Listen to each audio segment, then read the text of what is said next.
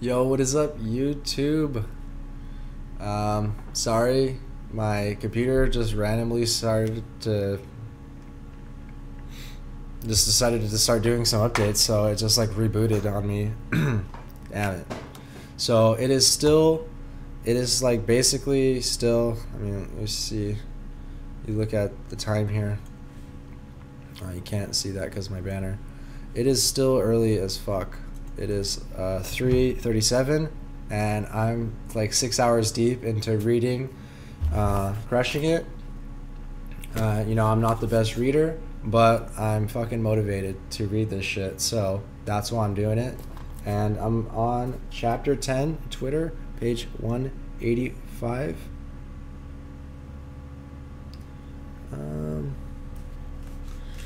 Yeah, so I'm reading. I'm halfway through Fro Knows Photo, so I'm just gonna pick up where I left off. And shout out to I Challenged Gary V. I challenge you to do this, bro. All right, and get it in one video. So I have to fucking make it over again because my fucking stream stopped. It's funny. No, I'm just gonna part 1 of 2, 2 of 2. I did it in one sitting, 2 videos. Yet he'd watch over other photographers' YouTube channels and be consistently unimpressed with the information they were putting out. Rather than criticize and tell them what they were doing wrong in their comments section, he simply decided to do it better. He attended an event bartering his photography skills for a ticket, where he had heard this loud wine salesman talk about how he had used video to grow his family's liquor store. This guy was very real and not trying to sell anything, even though he had just written a book. And he said, "There's no secret to being successful on the internet. You just need to be good at what you do. You need to be passionate about it, and you need to go crush it." That resonated with me. It was like a weight lifted off my shoulders because someone else was saying what I was thinking. I had tried some things in the past to make a couple videos and put them up, but for whatever reason, my head wasn't in it. I wasn't ready. I guess at the time, reading the book, something clicked. And I thought, now I'm ready to do this. He did this in wine world, and there's no reason why I can't go out there and exploit it in the photo world. The original purpose of these videos Jared made was to help him book more photo gigs. Instead, people started coming him to advice and how to buy camera equipment. Previously, he had always considered anyone else taking pictures as the competition. The last thing he'd considered doing was helping them so they can compete for the jobs he wanted. Now he did a 180 and decided that he was going to give all of his information away for free because, you know what? People don't have what I have. There was another motivator as well. His mother's death lay heavily on him. For years, she had asked her son to teach her how to better use a camera, but time had gotten away from them until they didn't have any left. It's one of my biggest regrets in life. She wanted to learn photography. There's no reason I shouldn't have taken the time to do this. Other people need to benefit from the knowledge that I have so they can be successful and continue on. He maxed out a $15,000 credit card within an 18-month period of 0% financing, which he suspects was meant for his father, but he had his name on it. He bought camera equipment and merch and then started putting out content. I don't know if I'd recommend that, but just don't go into debt like that. Okay, so I found out this was what I could do, and I beat the shit out of it. I locked myself away for 2 years. Every day, day in and day out, I shot a video every single day, waking up in the morning, come up with an idea, shoot a video, edit it, have lunch, come back, put it out in the world, have dinner, stay up till 1 or 2 in the morning replying to comments. I didn't use teleprompters or anything. If I made a mistake, I would make fun of myself and keep going, partly because I didn't know how to edit video. All I knew to do was put a beginning and an end to it. Sometimes good enough was good enough. Within 6 months, he saw a rise in viewership, 100 views, then 200. All along, he was commenting, answering questions, and interacting with the viewers. He made himself available to anyone who wanted to talk. Crush It talks about building your business off on search.twitter.com. I also made it a point to answer every single email that came in. I put up my Skype number so anyone who could call at any hour. If I was sitting there, I would take the call. And then I would get the caller's permission to record the call because there's nothing like free content. They were asking me questions, and if they're asking, then other people probably have the same one. He made some connections to appear on other people's YouTube channels. As the number of viewers started to climb, so did the number of subscribers. In short order, Nikon and Canon and other photography brands started asking him to review gear. Sometimes they even offered to pay him to do it. I'm very upfront. Someone might pay me, but they can't tell me what to say. If there's going to be something bad about a product, I'm going to tell you what's bad, whether they're paying me or not. It's all about building credibility. The free model worked so well that in the end he didn't need to take other photographers' jobs. He barter trades with band and musicians he wants to cover. They give him access. He gets more content to share with the world. In 7 years, he's put out 2,400 videos, all dedicated to helping other people become better photographers and receiving 100 million views on YouTube. At the end of his first 2 years, he had generated about 80,000 in revenue. Today, he generates 7 figures. You are not going to be successful unless you put in the work. If anyone else tells you otherwise, then they are full of shit. It's all about perseverance and all of the hard work to put in the decades leading up to it that make you ready. Are you passionate about what you're doing? Are you good at what you're doing? Then fucking do it. Is one thing about reading this book, it's another thing to take action. I watched Jared carefully for years, and what stands out to me is his inability to complain. Like me, he put out hundreds of hours of content while receiving little traction up front, but that didn't stop him. That's the difference between him and almost everyone else, including most of the people who will read this book. He didn't give up too early. Persistence is everything.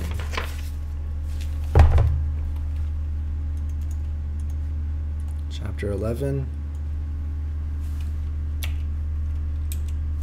The tubes.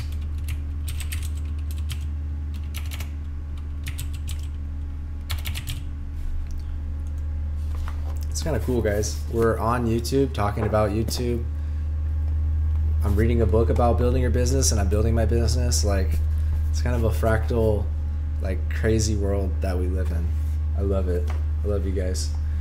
YouTube makes me so happy. It's here that I believe I can possibly help change a life faster than anywhere else.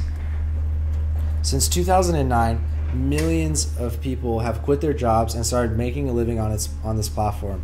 It's the whole reason Crush It and this book and books in between and everything else in my professional world came to be. Ironically, YouTube is also where I made one of my biggest mistakes in my career. I was a breakout star on YouTube in 2006, but by this time I started writing Crush It. I had decided that Vidler, its competitor, had a tagging system and management team that made it a superior platform for me and my content, which was unusually long by 2007 standards. In addition, I'll admit I was swayed by a short-term economic decision. The company gave me substantial equity in the business. I was certain that my advocacy and ability to put the platform in context for people would ensure its rise to prominence.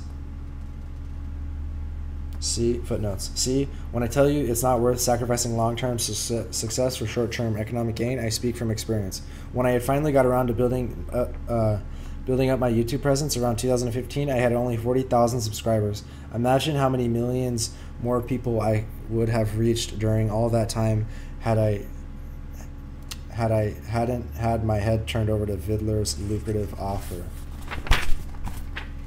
But I was wrong.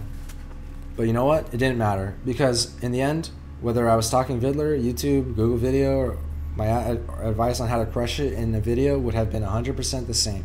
I suspect YouTube has created more wealth and more opportunities in the Crush It model than any other platform today. It's certainly the most important platform to building a personal brand. Instagram is closing the gap quickly. It could take the place of television. Increasing numbers of people are streaming YouTube to their TV screens, and during primetime hours on an average day in the United States, more 18 to 49-year-olds visit YouTube than any other TV network, even on mobile alone. That's tough news. I know that not everyone who's reading this book is cut out for video, which is why I'm so thankful that many other alternatives exist to beautifully showcase the written word, still images, and audio. However, let's be real. With perhaps the notable exception of J.K. Rowling, author of Harry Potter series, and a handful of other writers, in general, over the last 30 years, video stars have financially outperformed stars in every other medium. YouTube 101. Please, even if you don't think you're a video material, give the platform a try. So many people don't think of themselves as camera worthy, but vlogging and documenting doesn't demand that you be glamorous or beautiful or really superficially special at all. Have you looked at who's out there? Aside from the beauty bloggers, the bodybuilders, and the rising pop idols, in other words, aside from everyone in an industry where your looks really matter, everyone on YouTube looks pretty damn ordinary. There are vloggers with disfiguring tumors, vloggers with the disabilities, bloggers of all ages and shapes. Vlogging is a terrific way to document instead of create, which means that literally anyone can do it. You don't need to be accomplished, at least not in the way of 99% of you reading this define accomplishment, to break out on this platform, because remember, when you document, you're not creating. You're allowed to learn as you go. You don't have to be an expert yet. You don't have to be successful yet. The only thing you really have to do is make the road to getting there interesting. Now, interesting is subjective. You know what I find super interesting to watch? Videos about hitting up garage sales. And I'm not the only one. As I write this, a quick search on YouTube shows videos devoted to the topic of garage sales selling receive as many as 50 to 99,000 and 137,000 views. Don't ever decide for yourself that videos about you or your little thing you like to do won't be compelling to anyone else. Let the market decide. Trust me, it'll be honest with you. Vlogging is a great equalizer, and YouTube is the vlogging mothership. It's the platform where the person no one thought would amount to anything can make it. It's a tool for finding your best angle, and I don't mean camera angle. If you have a lot of interests, you aren't sure what your greatest interests lie, if you wonder whether you have the kind of charisma and appeal to draw audiences to YouTube personalities, or if you could simply can't decide whether you'd rather be #1 American authority on pajamas or the go-to guru for kombucha, pick up your phone and start documenting your day. Put the results up daily as a YouTube vlog. See what post gets the most attraction and double down on whatever it is that's making those posts stick. But you have to put out something to know if you got the goods. I didn't mull over whether or not I should start Wine Library or debate whether it was a good idea, if I was good enough to deserve a YouTube audience. The second I thought filming a wine review show was a good idea, I had an employee to go to the Best Buy camera to buy the camera, filmed the first episode, and posted it. That first episode looks and sounds totally different from the ones I created even 4 months later, because I figured out that I could be more, that I could be me.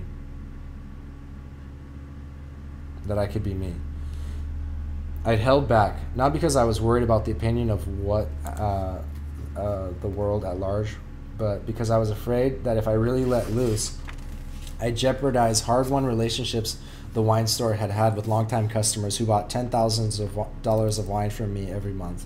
If you look at the first episode, I'm almost unrecognizable. Not because I'm over a decade younger and 15 pounds heavier, but because my personality is so subdued. I say very wine experty things like, when I smell this, it reminds me of a classy Clean A or a VCC, and I'm not going to push the Petrus. Then in episode 11, you can see on the wall behind me a framed black and white photo of Muhammad Ali, Joe Frazier battling out in 1971 Fight of the Century.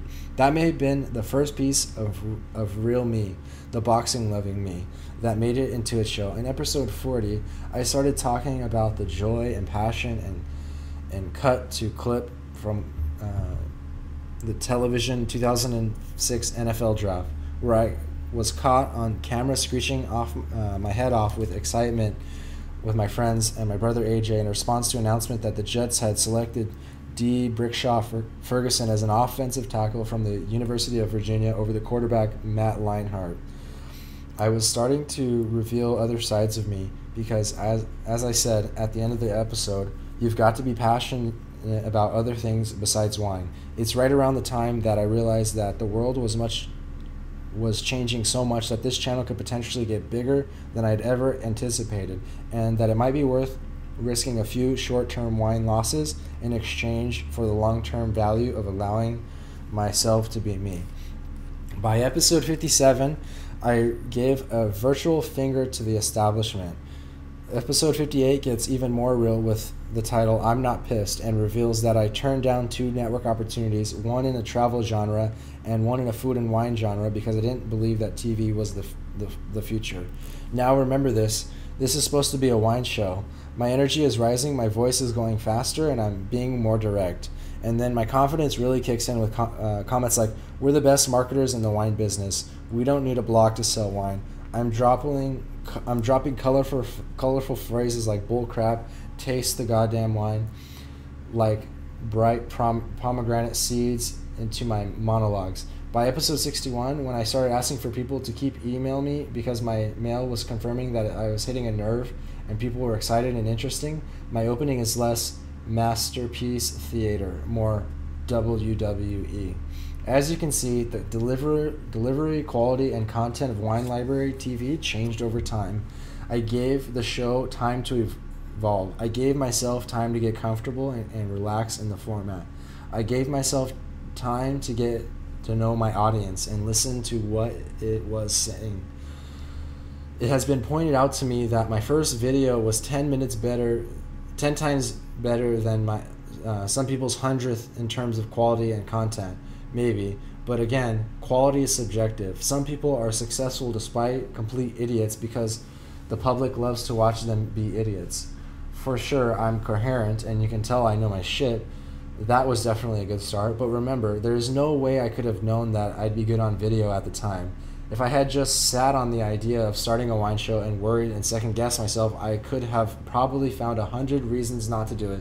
Thank God I didn't stop to do any of that, but went with my gut. YouTube isn't going to make you charismatic and interesting, but it will expose you if you are. If you can't do that, however, don't put yourself out there. If you can't do that, however, if you don't put yourself out there, give yourself a year to adjust and try different approaches and see what kind of response you get. Listen to your audience. Ultimately, it all boils down to this. Don't let perfection be your enemy.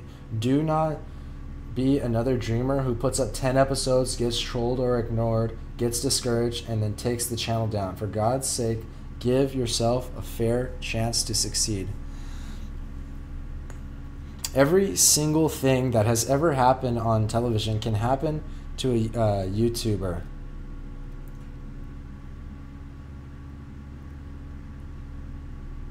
Can happen on YouTube. You can break out as a pop star. You can be a filmmaker. You can become Billy Mays, the infomercial pinchman. You want to become a morning TV star? Start a morning TV show on YouTube. You want to be the next Dr. Drew? Start a Q&A show. You want to be the next Rachel Ray, Oprah, Travis Smiley, Chris Hardwick? Then start cooking, mentoring, interviewing, and talking pop culture on YouTube tomorrow. Yes, it will be harder today than it would be had you just started doing this in 2011, when there was a lot of people watching but not as many people creating. If you are really talented, smart, funny, creative, you will win. It might take a few more months or even a few more years than it would have in 2011, but it will happen. Taking the document, don't create approach means you are conceivably going to pour a shitload of boring content into the mazia of boring content already on YouTube. That's okay. You know why? Because in the end, the rest of the world agrees that your content is boring. You'll know that you're not cut out for this and you can move on to something else. Or it might be because you get an email from one of these 6 people who watched episode 94 of your 200 yarn episodes, who happens to be the CEO of your favorite yarn company, telling you that he'd love to work together one day if you're interested. If you decided you'd never go out and become a PBS star, call him up and work out a deal where you can keep creating educational videos for the company website. They're a big company and they get 400,000 views per episode, allowing you to build your brand through them. They're also big enough to pay you very well to do something you love. It might be because you discover that even though general public didn't get caught up in your craft beer vlog, you might had more fun doing that than you had ever had in your career as a software developer. So you approach Youngling about making educational training videos for their staff, and they bring you on board as a high 5-figure salary. The pay isn't that different from what you earned before, but you go to bed happy every Sunday, excited that you get to go back to work the next day. Did you become a millionaire? No, but only a tiny % of the people who will try this will. That's irrelevant. The point is to dream big and make the practical adjustments necessary once you see where your potential lies. However, you will never ever know the extent of your potential until you try. I guarantee it's greater than you think. For a couple years now, the tech-savvy early adopters have been watching YouTube on their television sets. Very soon, everyone is going to be doing it, and the next generation will not see any difference between the two. YouTube will be television. Television will be YouTube. YouTube is a monster, yet Facebook is making plans to add more features that will make it look a lot more like YouTube. With YouTube in possession of a decade of equity and the established video platform, Facebook is going to have to work its ass off to compete. As you're about to see, it's going to be a hell of a fight. Imagine this. Let's say your name is Sam, and you're a 52-year-old insurance salesperson in Alabama. Your twins just headed off to college, leaving you alone with your partner and the 2 dogs who have been a part of the family since the children were tiny. As excited as you are to start this new chapter of your life, you know it's going to be hard adjusting to a home where there are no longer any kids around to make messes, cause drama, and add sparks and unpredictability to an otherwise staid and calm life. You had been working for the same insurance company for 22 years. You think retirement is probably only 10 to 15 years away. You've saved steadily and invested wisely. You have little debt, and the house is mostly paid off. Life is fine, just fine. Then your best friend sends you a video called 6 Minutes for the Next 60 Years of Your Life. Google it. You realize that you have potentially 30 to 40 more years ahead of you, and you want to be more than just fine. That's a good video. I do like that one. You want them to be great. And with the kids finding their independence, you now have about twice the number of hours you once did to make them that way. You start thinking about all the fun hobbies and interests you let drop as your life became busier and responsibilities increased. You always loved to dance. Your mom forced you into ballroom dance classes when you were a child, and you surprisingly were not only really enjoyed the rhythms and the moves of salsa, merengue, and swing, but you were damn good at them too. The skill served you well on the dating scene. It's how you met your spouse. But you both let the hobby drop as you settled into married life. It's also been 6 years since you stepped a foot in the gym. By now your knees would probably buckle after 2 rock steps. But maybe they wouldn't. And maybe if they did, maybe instead of a pathetic, maybe that could be funny. Maybe it would be something you and your partner could laugh about together. You make a pitch to your partner. Let's get in shape and start dancing again. And to keep us accountable, let's film the whole process. Your partner sees how excited you are about this, gingerly pitches the roll of fat that has settled around her waist, and agrees. You discover that, yes, the YMC membership card does still work even though you haven't set foot in a place for 6 years. That first day on the treadmill goes pretty well. You're feeling so optimistic, you hit the weights too. It makes for a triumphant first 3-minute video. Unfortunately, your muscles revolt against the unusual physical activity by seizing up on you so badly that you laid out on your back for the next 2 days. You film your next 2 videos from your bed, filling in your 2 fans with information about yourself, your feelings, your dance, and why you're embarking on this. Your 2 fans are your kids, by the way.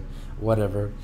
You change your eating habits, you commit to the gym, and you start attending a dance lessons twice a week. Every day you film a vlog, post, sharing what you're liking, what you're not liking, your diet tips, and what you learned in class, and anything else that you think might be of interest to your viewers.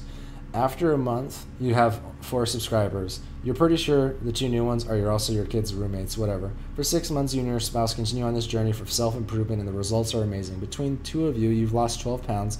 The shared experience of learning new things together has rekindled a spark that had faded in your marriage. You're having tons of fun, and it shows in your videos. You don't know who all the subscribers are now, but talking to those who comment, you figured out that at least a handful are older relatives of the students sharing your kids' dorm rooms. You eventually find the courage to sign up at the newcomer level in a local dance competition. And while you don't place at the top, you don't feel like you've embarrassed yourself either. Episode 489 shows you driving 6 hours to attend a statewide competition where you take home beginner bronze, ensuing videos document your journey, championship competitions, as well as transforming your marriage from hum-ho to hot stuff.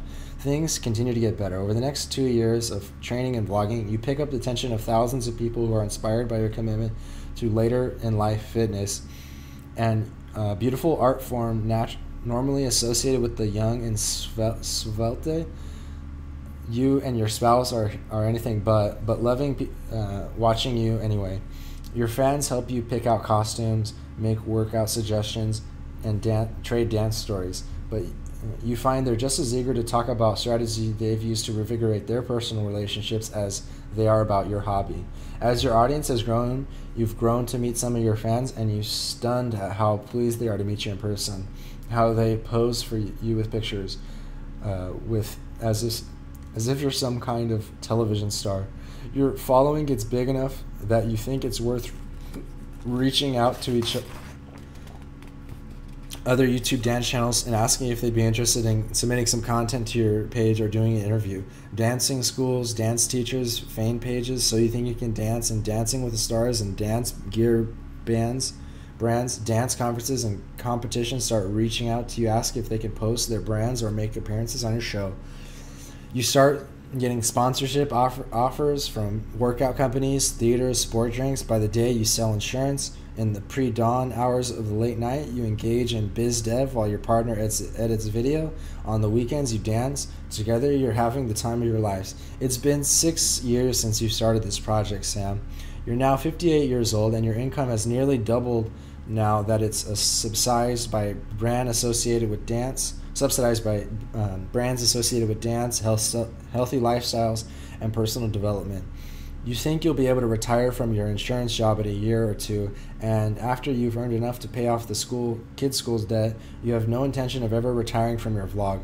Even though it takes a lot of work to keep up the momentum, nothing about this transformation has been easy, but it's been incredible fun. I made this story up, but it's not fantasy. You can do it. Your parents can. Hell, your grandparents can. It's a scenario that could be replicated in real life, and in fact, it's already been done. YouTube best practices. If you want, this is on page 200 if you're wondering. If you want to increase the amount of time people spend watching every video you post on your channel as a whole, then make sure you can answer the question below. Video optimization titles. How much thought have you put into your video title? Does the title accurately reflect the video's content? Is the majority of the title viewable on mobile? Is the title short and concise, emotionally driven, and or keyword optimized? Are the top 2 lines of the description keyword optimized? Are there links to other similar videos or playlists in the description? Is there a subscribe link? Are there links to other social media accounts? Are all the links clickable and trackable? Are there at least 10 tags in the description? Are they one-word tags? Are there at least 10 tags in the description? Are they both one-word and phrase tags included? Do tags accurately reflect the video's content? Are the tags valuable? That is, do they have a high search volumes but low competition? You can find this out by using tools like vidIQ, Google AdWords, Key Planner, KeywordTool.io. Thumbnails. Does the thumbnail actively reflect the video's content? If there is text on the thumbnail, is it easy to read on all devices? If there is text, does it complement the title? YouTube cards. To extend watch time on your channel, are you using YouTube cards within your video to drive traffic to other relevant videos that you've posted? Channel optimization. Banner. Does the banner accurately reflect the channel's content and genre? Does the graphic transfer well to all devices? About section and channel description. Are the top 2 lines keyword optimized? Is the first paragraph overview of your channel? Have you included an upload schedule? Are all of the social media links clickable? They don't have to be trackable. Playlist. Does the channel have custom playlists? Do the playlists have keyword optimized descriptions? Are the playlists featured on the landing page of the channel? Channel trailer. Is the channel trailer displayed on the landing page? Does the channel trailer actively reflect the channel's content and genre? Is the channel trailer telling the best story in the shortest amount of time? Another crushing it story. How I'm crushing it. Daniel Markham on What's Inside.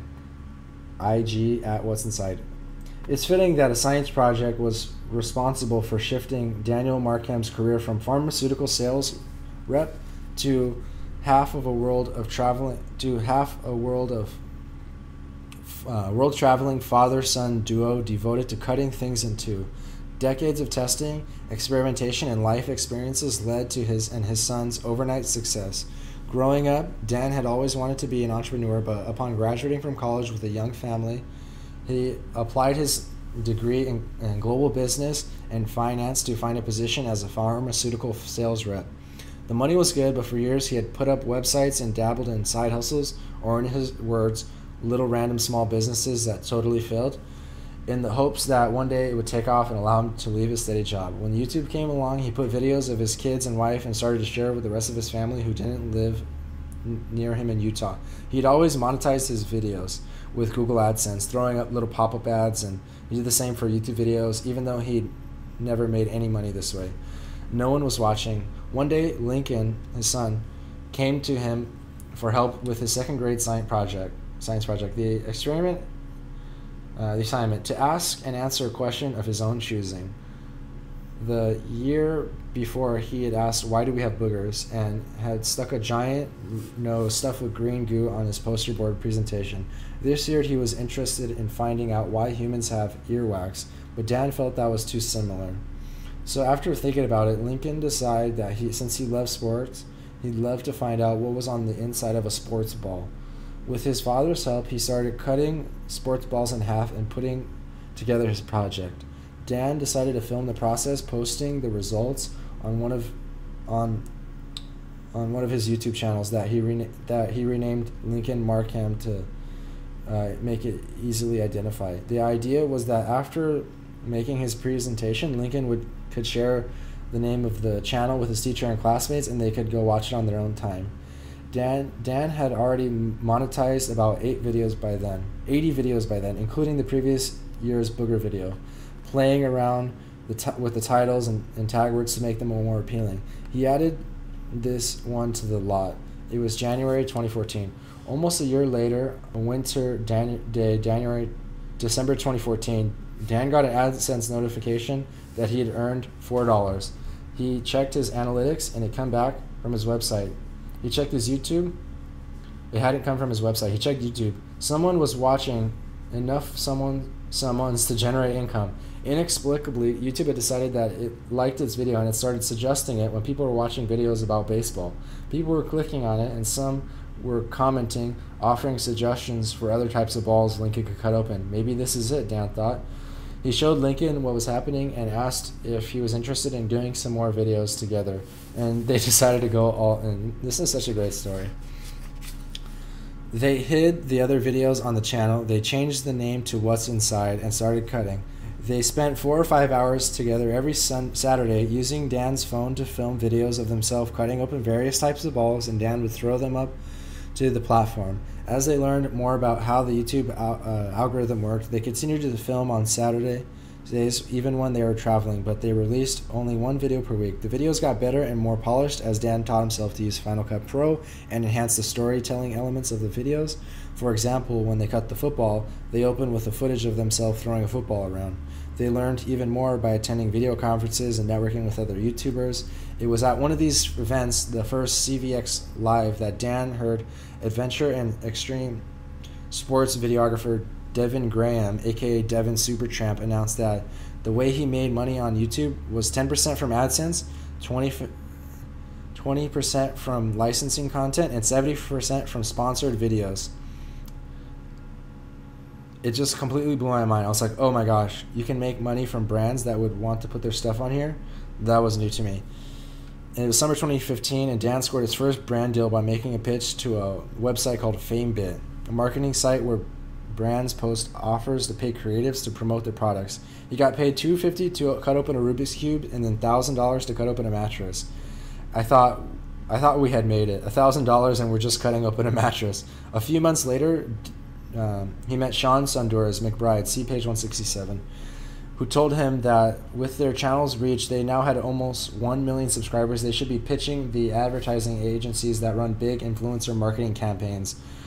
Back to the hustle. I had my day job where I was selling drugs, and I was traveling to 8 different states. I would sit there at night in hotels looking at people who spoke at VidCon, the biggest video conference of the country. Anyone who looked like they were from an advertising agency, I would Google them and find out what company they worked for and reach out either by email or by contact us page. One of those agencies responded. Dan explained that if they were looking to create creative ideas for their brand, and he and Lincoln would love to work with them. We are a family friend, and we cut stuff open. It's like an unboxing channel on steroids. Well, why don't you sign this NDA and we'll talk? It turned out the agency represented Bill and Melinda Gates, What's Inside, and a few other YouTube channels were chosen to bring big attention to their annual letter outlining their position on the current global issues and challenging people to work for positive change in the world. The theme of that year's letter was 2 superpowers we wish we had. Dan, who was born in the Philippines, spoke Tagalog and had served two years as the missionary for the Church of Jesus Christ of Latter-day Saints, decided that his superpower would be to bring clean, drinkable water to the developing world. His idea was that to bring Lincoln to the Philippines to show him the lack of potable water there was a serious issue. This was their first big brand deal, and it was an important moment. We needed to keep hustling and trying to find brands that we liked and that we wanted to work with that would make sense for our channel. We don't want to align ourselves with a brand that we don't support ourselves. This meant turning down deals from some companies that were lucrative ones. Dan is proud of Lincoln for talking sense into him when he had his head turned around by an advertising agency that offered them something in the range of $30 to $50K to do a video of them cutting open a toy. There was one problem. It wasn't super interesting. If we cut it open, people would think, why did I watch this? But honestly, it was like I was going to find out about it anyways. But I told Lincoln about it. I was a little apprehensive, but it was good money, like a quarter of my annual salary from my job. And Lincoln said, no, Dad, absolutely not. We would totally be sellouts if we did that. Our audience would hate it. As soon as he said that, I was like, you're totally right. At the time, he was 10 years old. They didn't do it. Instead, they posted different videos that they were pretty sure would also they posted a different video that they were pretty sure would also disappoint their viewers. It was of them cutting open a rattlesnake's rattle. They had traveled to Phoenix Zoo and to film the cut as part of the opening of about 3 months earlier, but they had never posted the video because Dan knew from his research that it would be anticlimactic since there's nothing inside a rattlesnake's rattle. But they had no other videos for that week because they had been on vacation, so they decided to edit the ending for that purpose, even though they were tired from the road trip. It was a Saturday night. Dan spent about 7 hours editing and publishing the video from a few minutes before leaving for church the next morning. That post became the 3rd most viral on all of YouTube in 2016, racking up 42 million views in its first 7 days. An entire new audience arrived, many of whom were significantly older than the demographic Dan and Lincoln had appealed to before.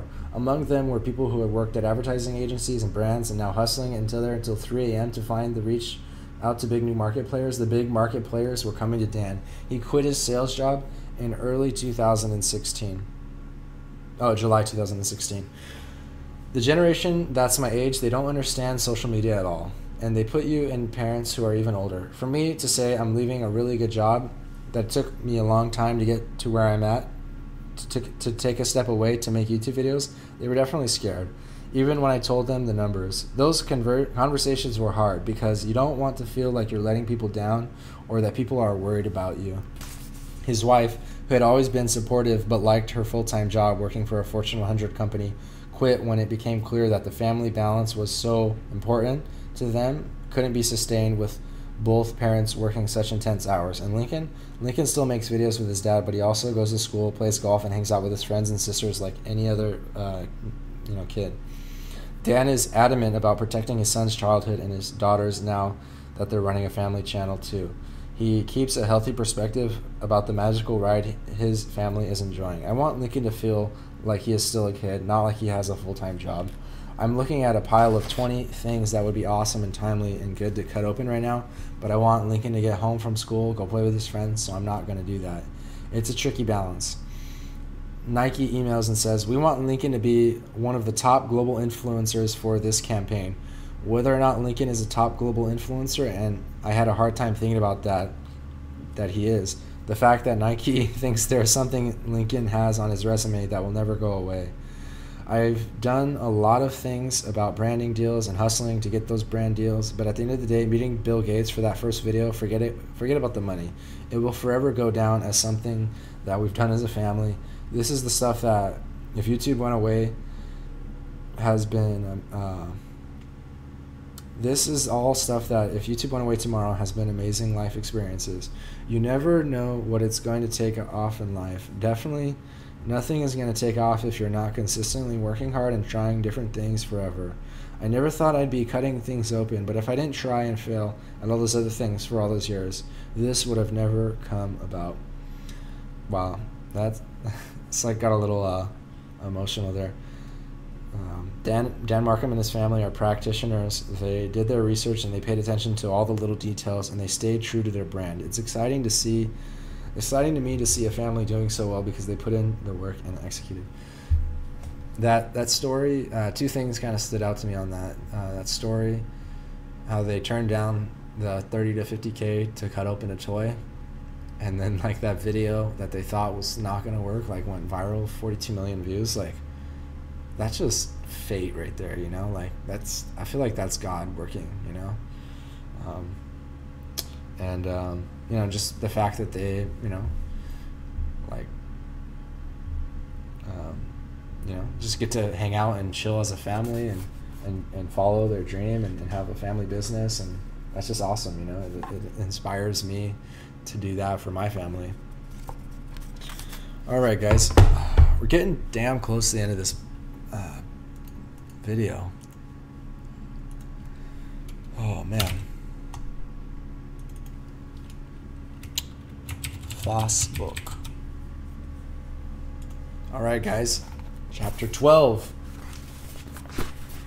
We only got like three more chapters.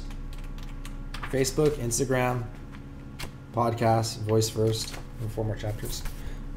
Facebook. Facebook remains the juggernaut of the social media game, a platform on par with YouTube for personal brand building and wealth creation. That may come as a surprise to a few readers. Facebook is often thought as the old foggy platform, the place where boomers and Gen Xers get together to share pictures of their family and fill out questionnaires to find out which GOT character they most resemble, not the place where the young generation is spending its time and money.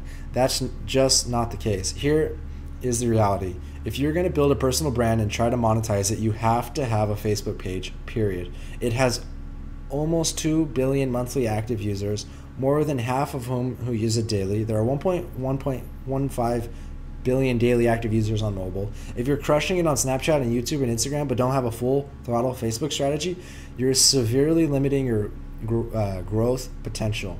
Facebook 101. There are a few reasons for this. First, unlike any other platform, Facebook gives you the gift of flexibility. Written content and photographs don't work on YouTube.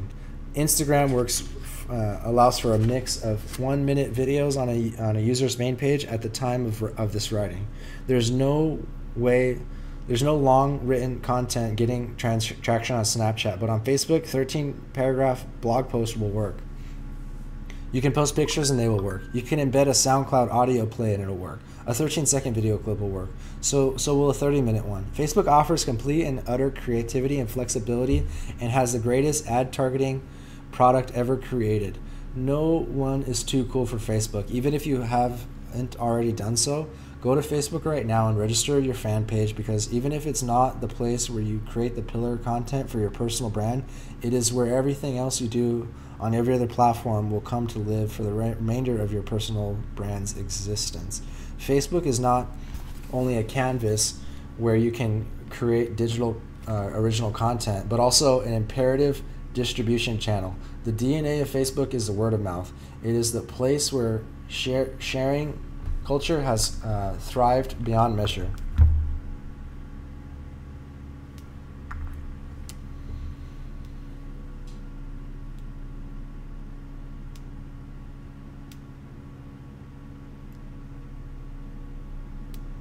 On other platforms, you generally either hit a grand slam or you strike out. Not so on Facebook. There, with 61 shares, you're getting at least a single every day. If you're good at creating content, on another day you could hit a double with 200 shares. If you might drop down to 13 shares with the next piece of content, only to follow up with something spectacular that gets you 7,000. With every share, no matter how micro, you're building awareness in your brand in a native way. If anything, it's the best place for people with no followers to begin their personal branding efforts. Because of its incredible detailed targeting capabilities, you can specify your audience by their interests, of course, but also by their zip codes or their employers. Facebook is also an incredible place for someone with a small budget. It's an insanely valuable platform with when a nobody launching her fashionista brand has to spend only $13 to boost her target of her post of pretty top and conceivably get as many 2,600 impressions depending on her targeting choices. An impression is electronically recorded each time an ad is displayed on a user's screen. The cost per thousand fluctuates with the market, but right now is still one of the cheapest yet most effective ad products in existence, comparable to Google AdWords back in the early aughts. That won't always be the case. 18 months after this book is published, Facebook ad prices will have doubled or more. Take advantage of this wide open runway while you still can and start your brand awareness. Finally, as big as YouTube, by the time this book is published, Facebook will be emerging as a fierce competitor in video. Mark Zuckerberg called video a mega trend, and the same nature as mobile has made it clear that video is Facebook's future. In 2016, he told BuzzFeed, "I wouldn't be surprised if you fast forward 5 years and most of the content that people see on Facebook and are sharing on a daily database basis is video." When Facebook wants something to work, it puts all of the support behind it. The effect on the social media landscape is generally something like a tectonic shift plate. The platform in the process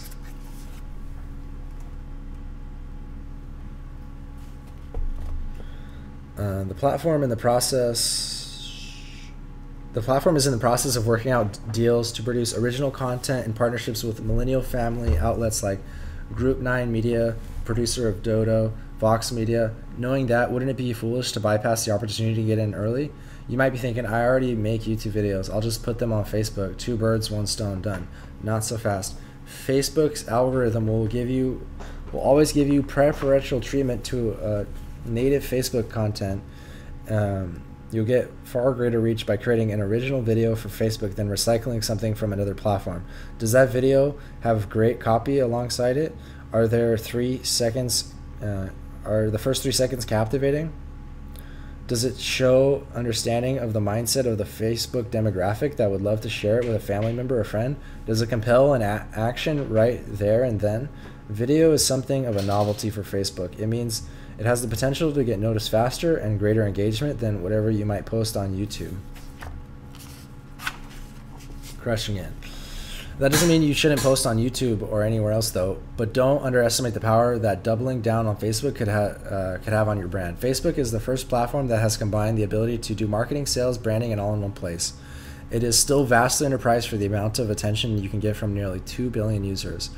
Facebook 201. Facebook Live. Facebook has gone all in on live, trying to give users a place to indulge in the raw and immediate experience of engaging directly with viewers in real time. It's powerful stuff, but be aware that live video is the hardest art form.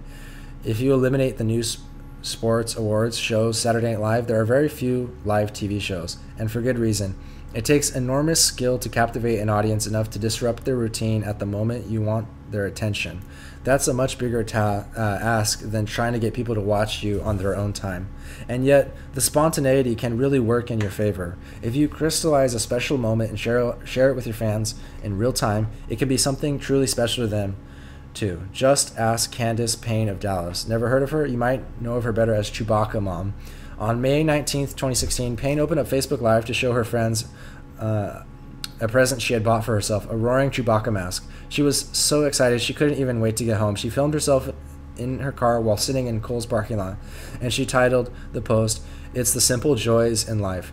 It was a funny look, but what really caught people's attention was her infectious, unstoppable laughter as she delighted in her purchase. Many people were feeling jaded and maybe Many of them thought that they were wary of heavy content about upcoming elections and serious topics. For whatever reason, the people saw the post, loved it so much they started sharing it, and so did everyone else who saw it. With 162 million views as of December 2016, it became the most popular Facebook Live video of that year.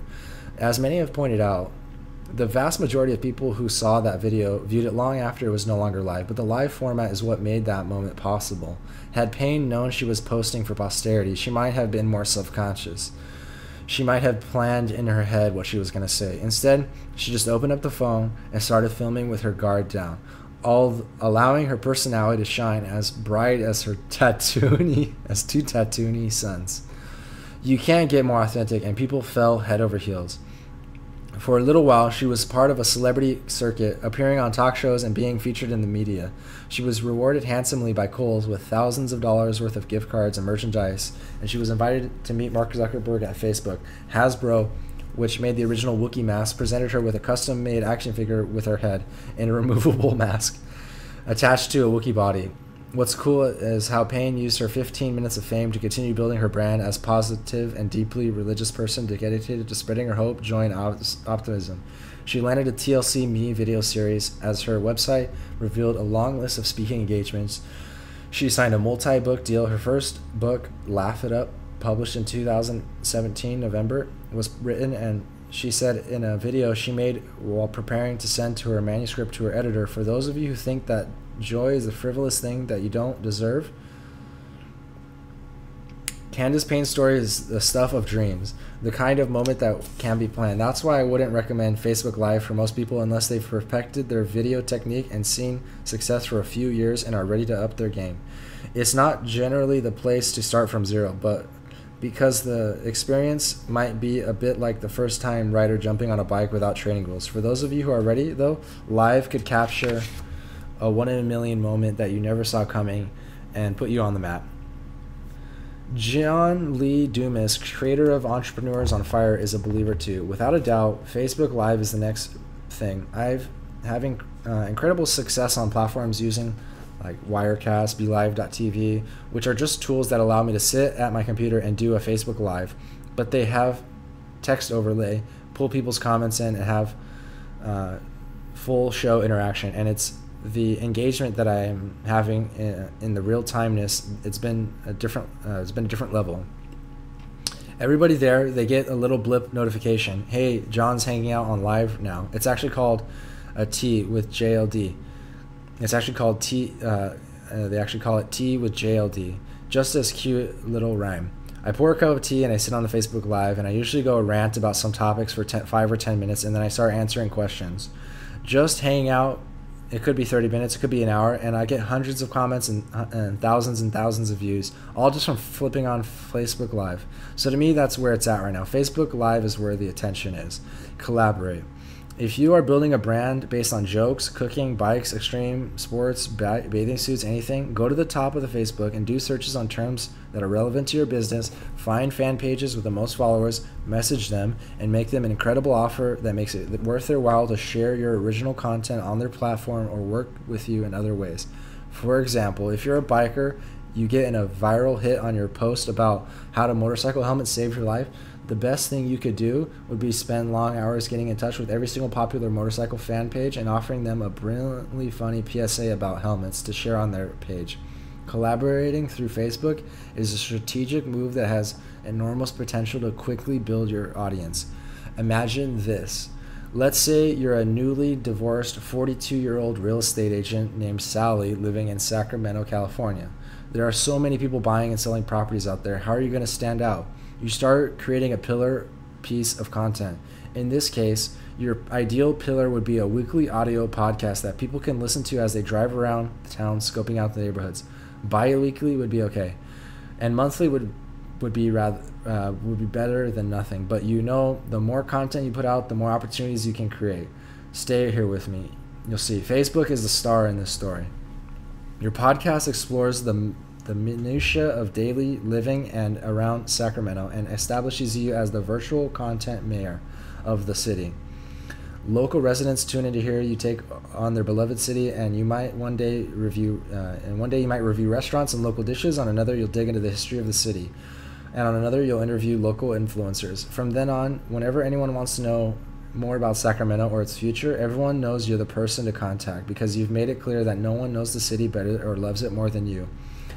As you're doing your stories about people, places, or things that make up Sacramento unique, vibrant place to live, you take notes and highlight details from each podcast that can be turned into ancillary pieces of content. For example, if you interview the superintendent of the school district and he mentions that 5 of his teachers recently received prestigious national awards, you found another piece of content. Track down those 5 teachers, take the pictures, and create a Facebook post that asks, did you know that these 5 Sacramento school teachers have been nationally recognized for excellence in education? You include a link to your podcast interview with the school superintendent. More and more Sacramentians learn who you are and become regular listeners. When one of them finds out that his friend's family is moving to town because a wife got a job transfer, he suddenly forwards the podcast link so they can learn more about it, the school district.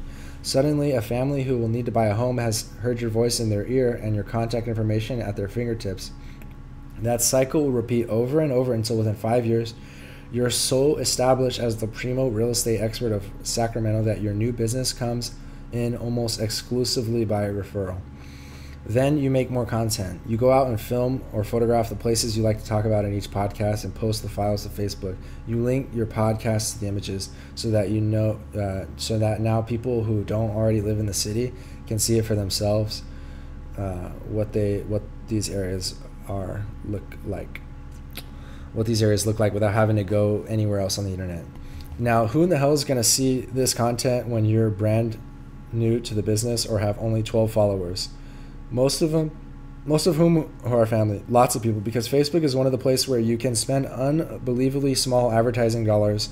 Their targeting is unparalleled.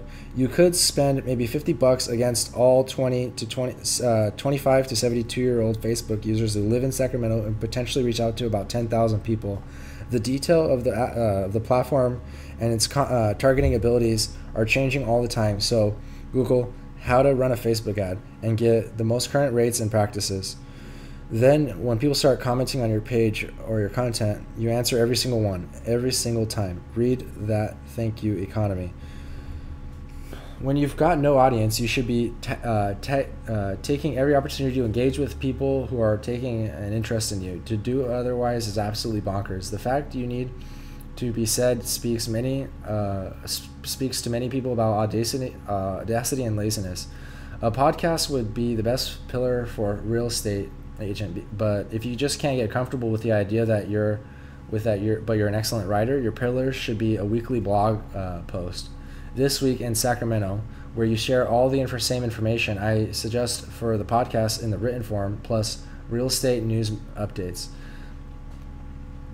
Now you're not just a viral virtual content mirror of the city, but you're its newspaper too.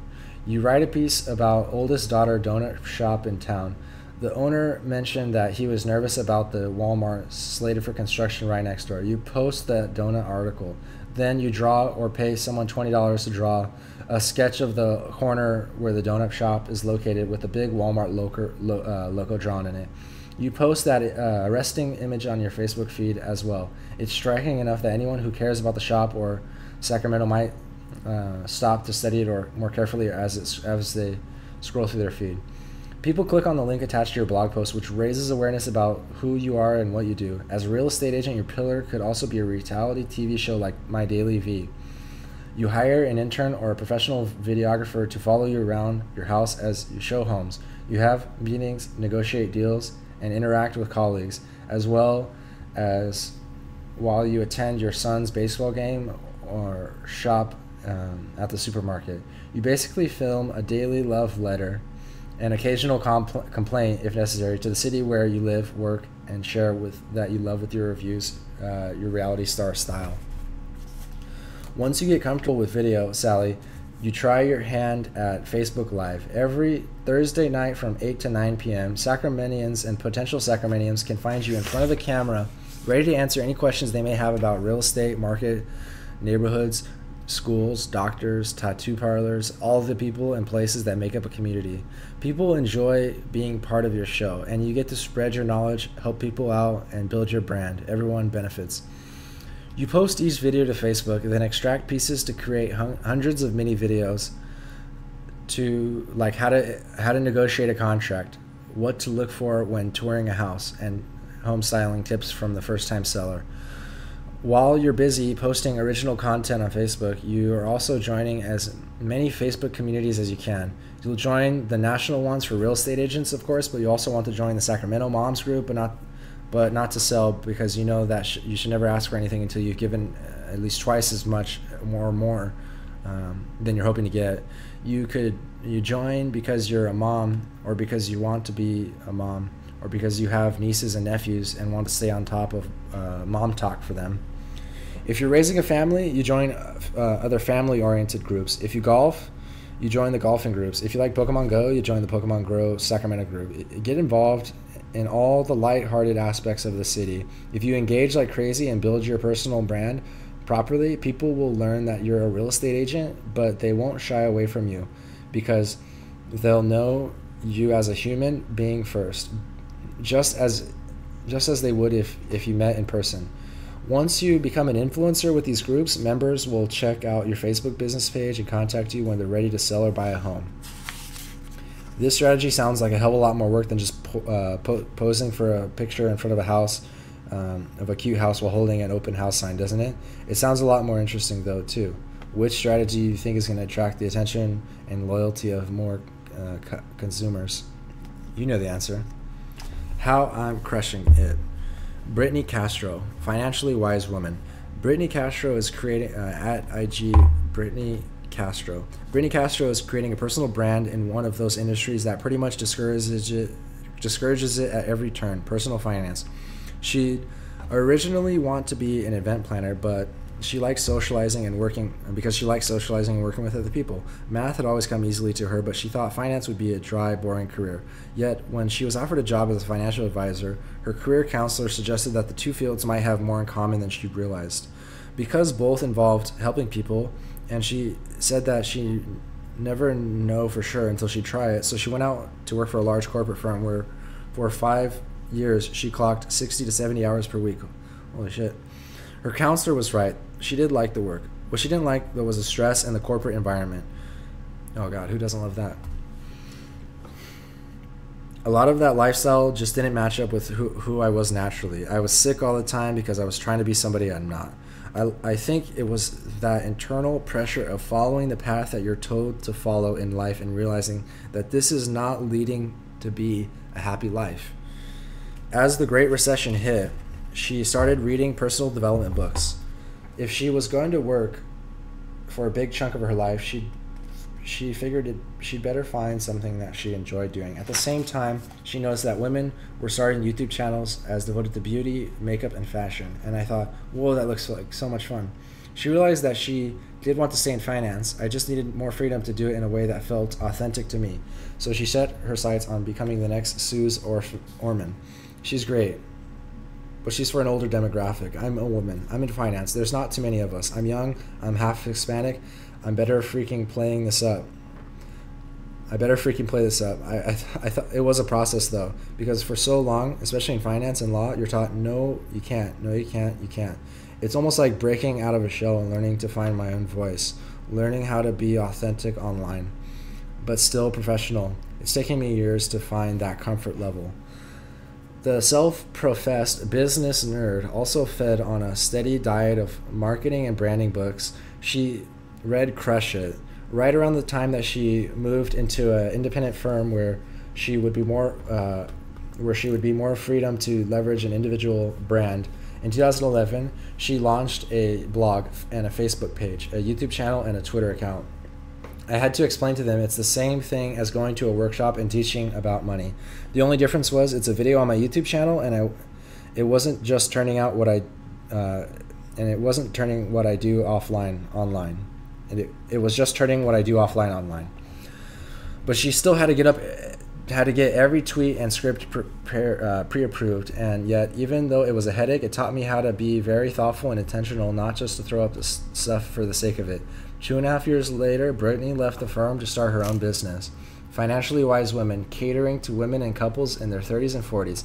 Not everyone was impressed, but she didn't care. In fact, the more her peers disapproved, the more she knew she was on the right path. For example, in 2015, she launched a finance rap video on YouTube.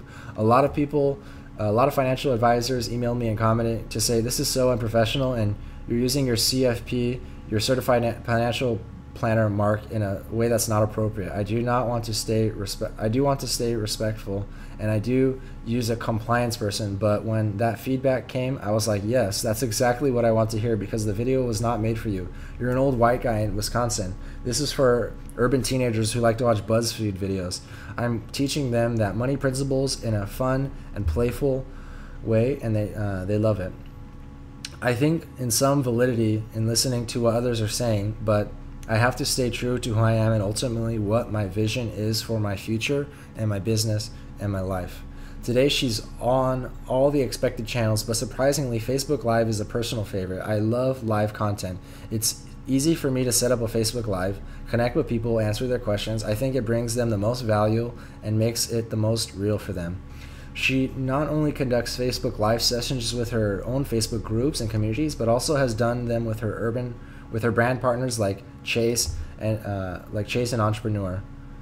She hopes to one day create an online live stream video that leverages all the communities she works with.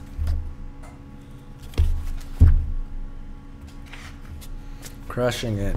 In the meantime, while some in her industry lob criticism at her, she's in demand as a consultant to other firms and advisors interested in learning more about how to market and brand themselves, even if only within a corporate structure.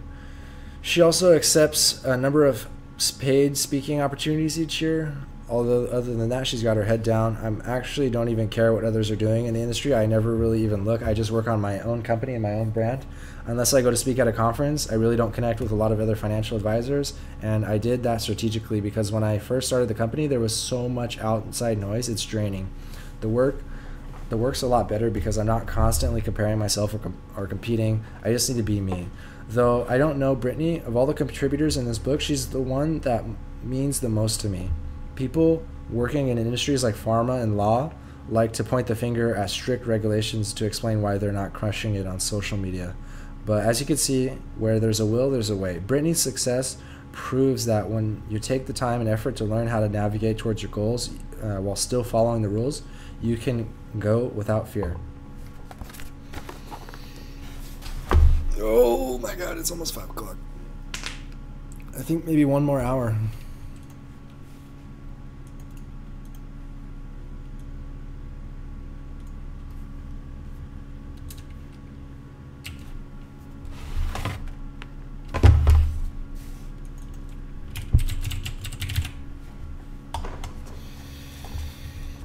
Oh my gosh. It is 4:44 a.m. I went live at 10 p.m. 6 hours and 40 minutes, and probably, maybe 30-40 minutes of those were like breaks like this or whatever. It's dedication right here, guys. You're getting dedication from the book and dedication from me just freaking beasting out a 7-8 hour stream on been up almost 24 hours. Except for YouTube, Instagram has created more famous people than any other platform. It's massive. It's a place where you can be equally successful as a content producer or a content curator, and it's the hottest social network in terms of scale and impact. Some would say it's gotten harder to get noticed there now that it's crowded. It's gotten so popular that college graduates are actually taking a year or two to see if they can get big on Instagram before trying to get a traditional job. It's not as flexible as Facebook, though. I predict that very soon it will remove the time limits on videos. Although its content is bite-sized like Twitter, it's nothing, and its structure makes it ideal for having Nothing in its structure makes it ideal for having conversations, yet there are so many great tactics you can use to garner awareness: hashtag collaborations, direct tagging, ads, and I believe the attention an influencer can enjoy here, especially skilled photographers, chefs, designers, and other artists, runs deeper than on Twitter or Facebook. I know it's true for 35 and under crowd, and I suspect that the 36 to 50-year-olds are starting to come around because it's a newer, shinier, and maybe even happier place than their tried and true Facebook. Moreover, the importance of the platform doubled with the launch of Instagram Stories in August 2016. Until then, Instagram was a highly curated place. That's one of the reasons people love it so much. Less polarized and politicized than Facebook. It's a place where you go to put the most beautiful highlights of your days. That was a bit of a problem. In fact, on the day Stories launched, CEO Kevin Systrom admitted to TechCrunch that he hadn't posted anything on Instagram in 6 days before the interview because none of the moments seemed special enough. Meanwhile, the success of Snapchat Stories has proven that people were extremely interested in sharing the raw footage of their lives so long as they knew it wouldn't stick around to haunt them forever.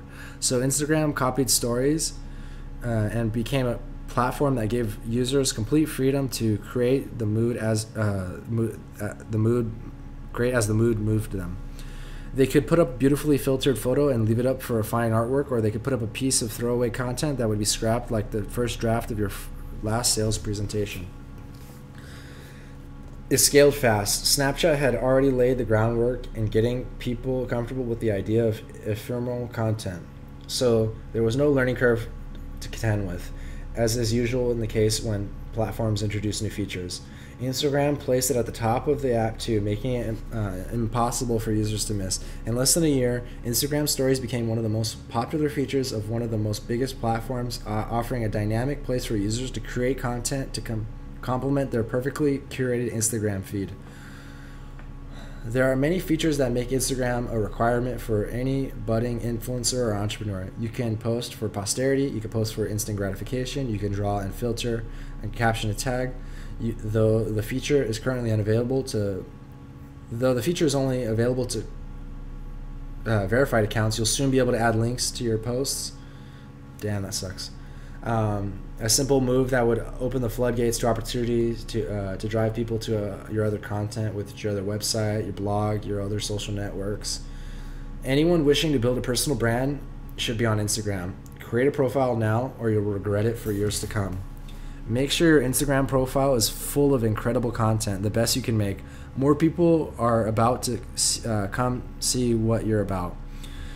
Search relevant keywords. For example, if you're building a bike or brand, search motorcycles. Click on 7 Steps to BizDev. Click on the first hashtags that shows up. As I write, there's over 2.4 million posts with the hashtag motorcycles. Click on every picture you see with the hashtag. The first 4 that show up in this instance belong to accounts that have combined following over 1 million Instagrammers. Investigate every account and linked websites to confirm that they are owned by the people and companies in your field, or even if they're not, to check if they could use your services or products anyways. Click on the 3 dots in the upper right hand corner of the page and send those individuals a custom written direct message. Do not spam with cut and paste bullshit. If that's the best way you can do it, you've already lost.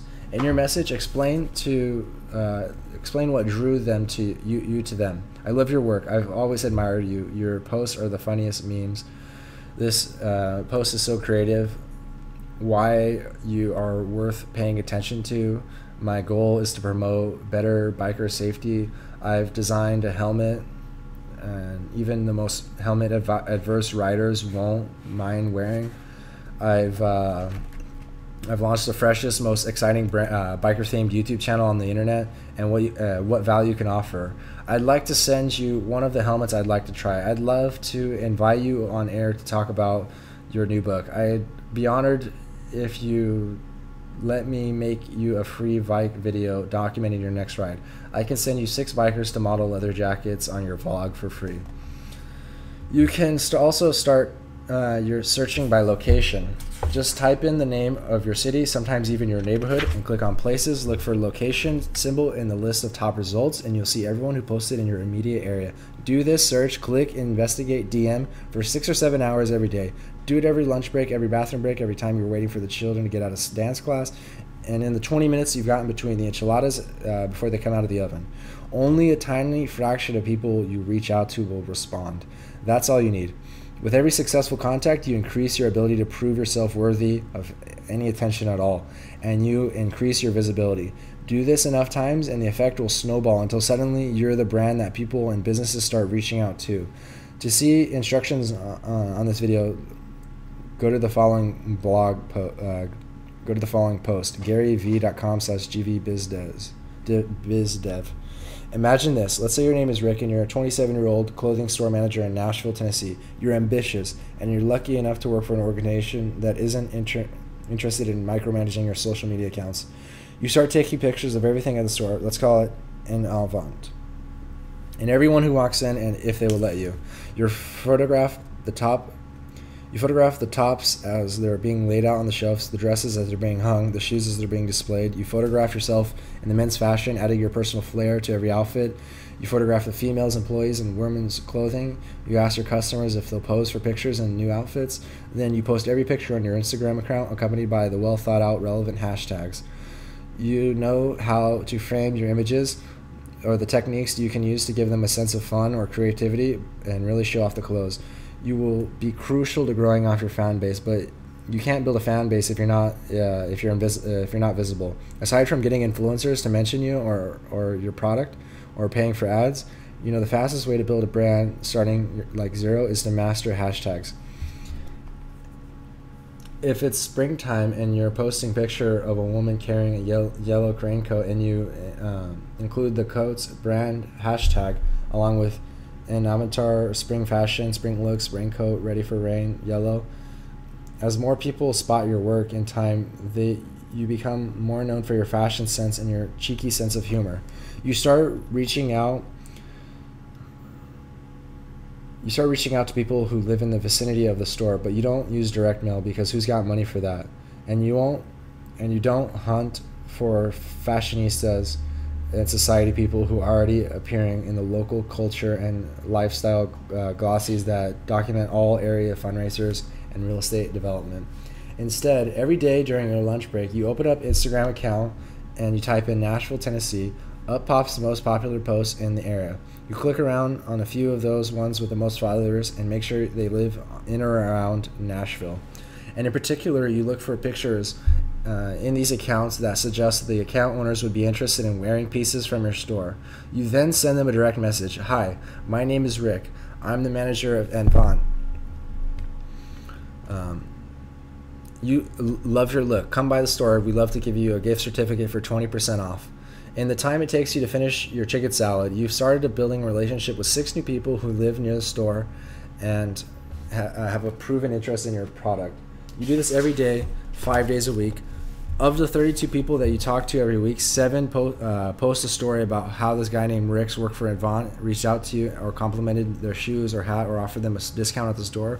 Maybe you go even further. Maybe you put together a fashion show and DM all the influencers in the area as well as any local whose Instagram accounts makes it clear they're really into clothes and accessories. And you invite them all to attend so they can see a new collection and get 30% off all in-store purchases. And then you make sure the event is so fun and special that people will start posting pictures of themselves and telling their followers that where they're spending their evening.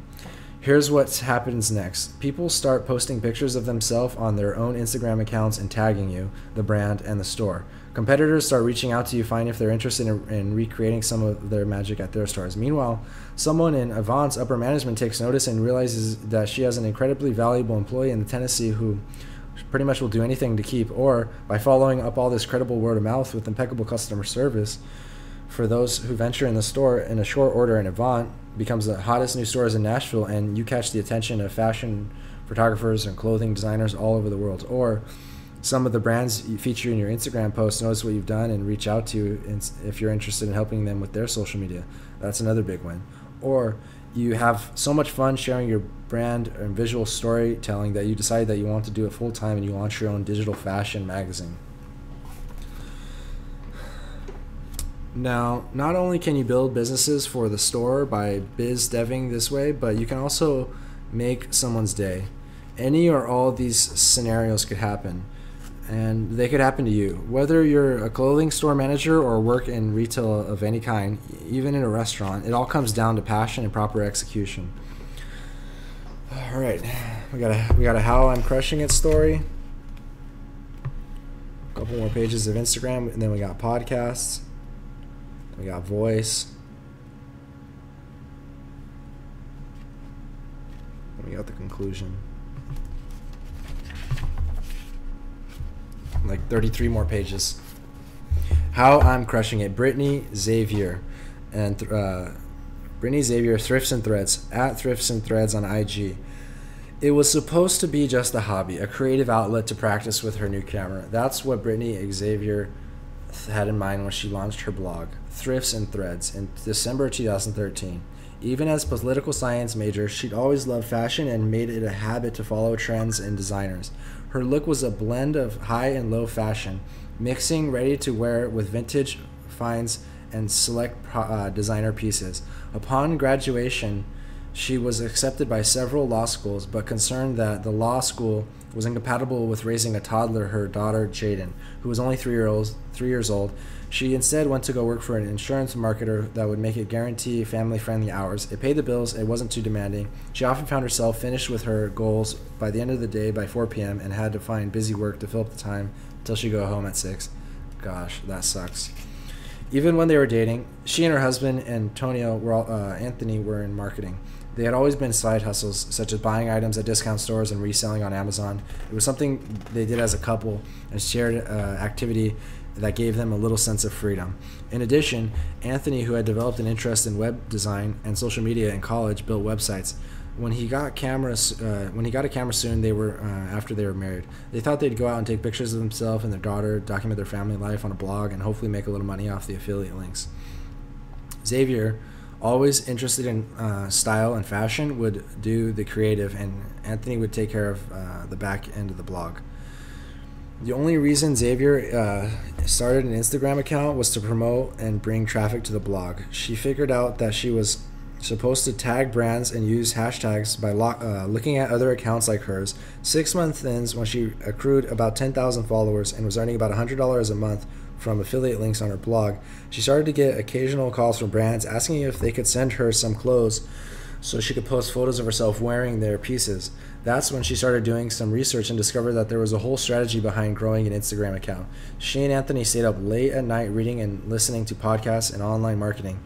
It was after reading Crush It that she realized that the blog could be more than just an actual fun hobby. It could be an actual business.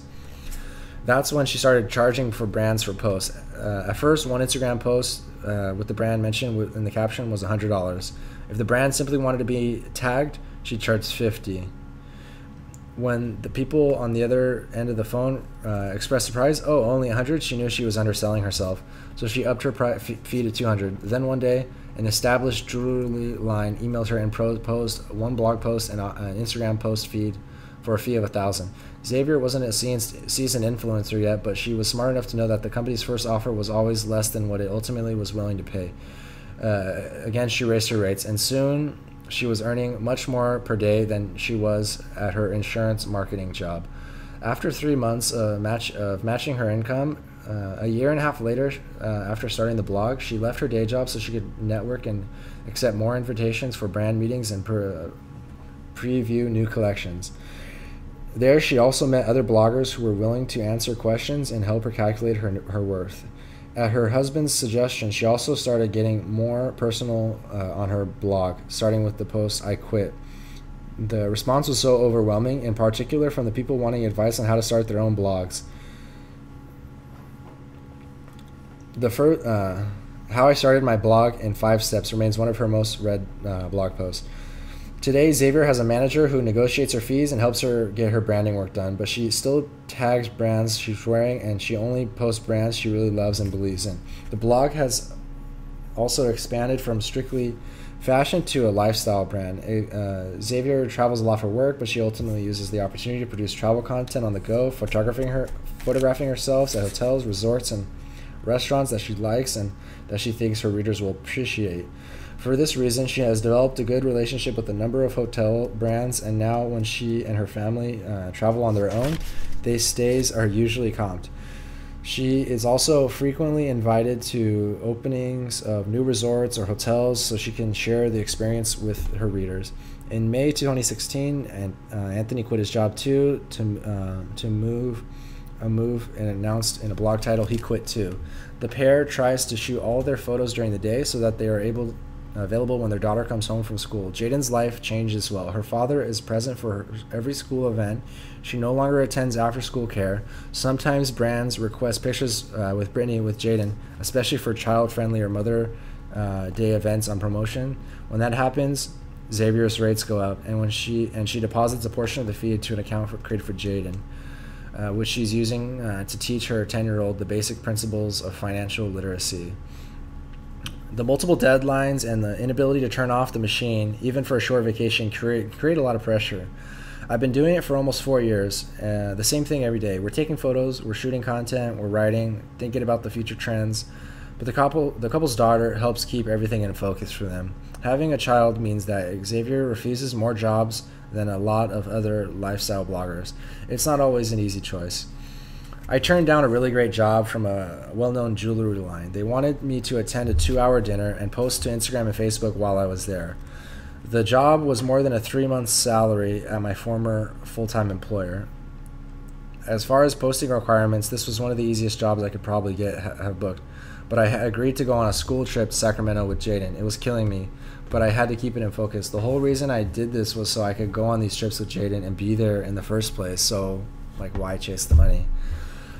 The competition in the fashion and lifestyle blogosphere is fierce, but Xavier still sees room for newcomers. Even though it's saturated, if you can do it in a unique way or you have your own style, you can definitely stand out in the crowd. Brands are always looking for new content, looking for what's new.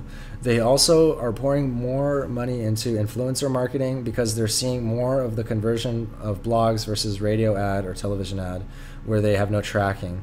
But through blogs, they're able to track exactly where the links are coming from and exactly the conversions.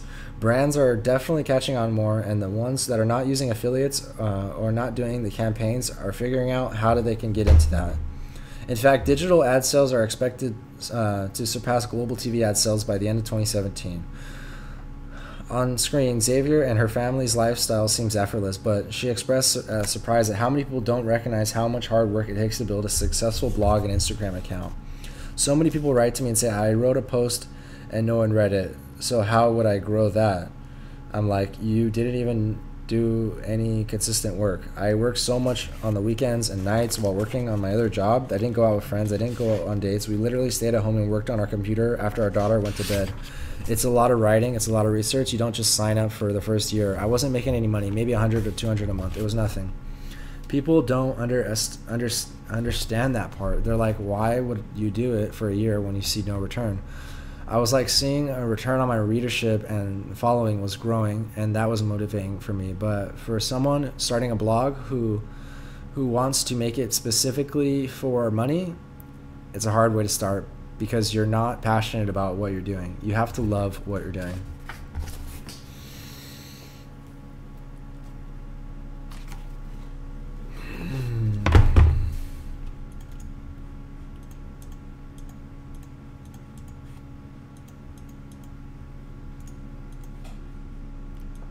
So like me, I was gonna read this book anyways. So if this video doesn't get any views, it's like no skin off my back, you know? I mean, I'd like it if it got some views, but it's not gonna bother me. I was gonna read it anyways, so if one person watches it and hears something from this book and maybe they never heard of Gary V and they get turned on to them and they start their own brand, like, that's freaking worth it, you know? I can't even link this book on Amazon to make a couple of pennies because my Amazon affiliate account was like canceled because they said I didn't have a strong enough following. So you know what? Fuck them. Fuck the money, you know? The money will come when it comes, you know? Demonetization of YouTube, like whatever, you know? I'm just gonna keep doing me, and if it never goes anywhere, at least I had fun while trying. So thank you guys if you guys are watching this right now. Like, I really appreciate it. So, podcasts. Podcasts are a godsend for two reasons. One, most people aren't comfortable on camera. They think they look stupid. They worry about their hair, their glasses, or their makeup. They fuss over the lighting. None of it matters, but it's enough to distract them from concentrating on providing the best experience they can for the viewers. Podcasts are far less intimidating. Two, podcasts sell time, which is why everyone, including people who rock on camera, should try to create one. In this hyperseed world, multitasking is everything, and it's a lot easier to listen to a podcast while you check your emails and pay your bills than to watch a video. In addition, as of 2014, the 139 million total commuters in the United States spend 29.6 billion hours traveling to and from their workplace. A lot of that commute time is spent in cars where the drivers can't watch videos for now. They can, however, easily listen to podcasts. In the information age, podcasts allow us to efficiently and effectively maximize our knowledge. I've had a podcast since October 2014, right around the time that the podcast serial producer NPR's This American Life became a sensation and thrust podcasting into the mainstream. But the truth is, I wasn't following my own advice. At the time, I felt stretched too thin to produce yet another piece of original native content for a platform. Yes, even I reach my limit sometimes. So all I did was put up the audio track from the Ask Gary V show. I didn't do it bad. It didn't do badly. It was always in the top 25 podcasts in the business category, but I knew with more attention it could do a lot better. In 2016, I finally figured out how to rebrand the Ask Gary V audio, the Gary V audio experience, which was liberating. Instead of exclusively posting Ask Gary V content, now I could post a rant I recorded on my phone while boarding a plane, a clip from one of my keynotes, or an excerpt that didn't make it into the Daily V. Inserting variety and creativity helped the podcast popularity surge. Today, my podcast sits comfortably and consistently in the top list of 150 podcasts on Apple's charts. Some of those people who listen to the brand new listen are brand new to my content. Others follow me on other channels.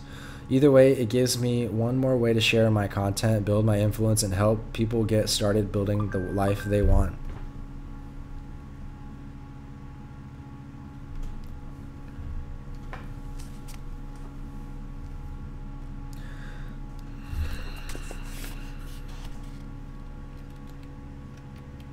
Guys, we're so close.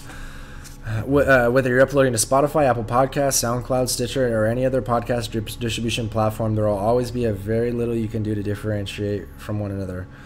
You can run ads on Spotify and SoundCloud, but they're still extremely expensive. Other than that, as of this writing, there are really no original creative ways to build a personal brand within the podcast platforms other than by producing the best content you can. You'll have to promote your show through your other social media channels and encourage symbiotic relationships with others who have bigger platforms than you.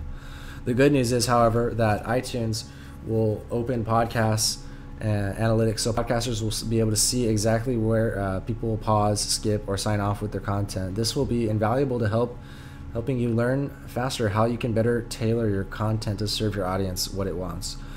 Imagine this. Let's say you're a 75-year-old woman named Blanche. Your best friend is Judy. You've been inseparable since you were young girls growing up on the same block, and you've never lived more than a few miles apart.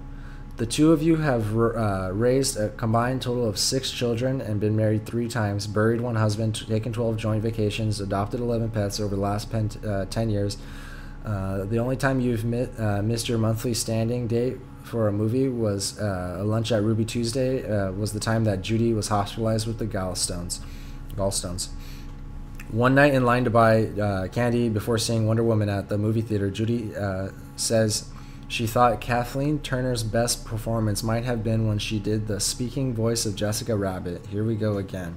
One of the reasons you like going to the movies with Judy is that you two rarely agree on the merits of a film, and it makes for a great debate over burgers and fries afterwards.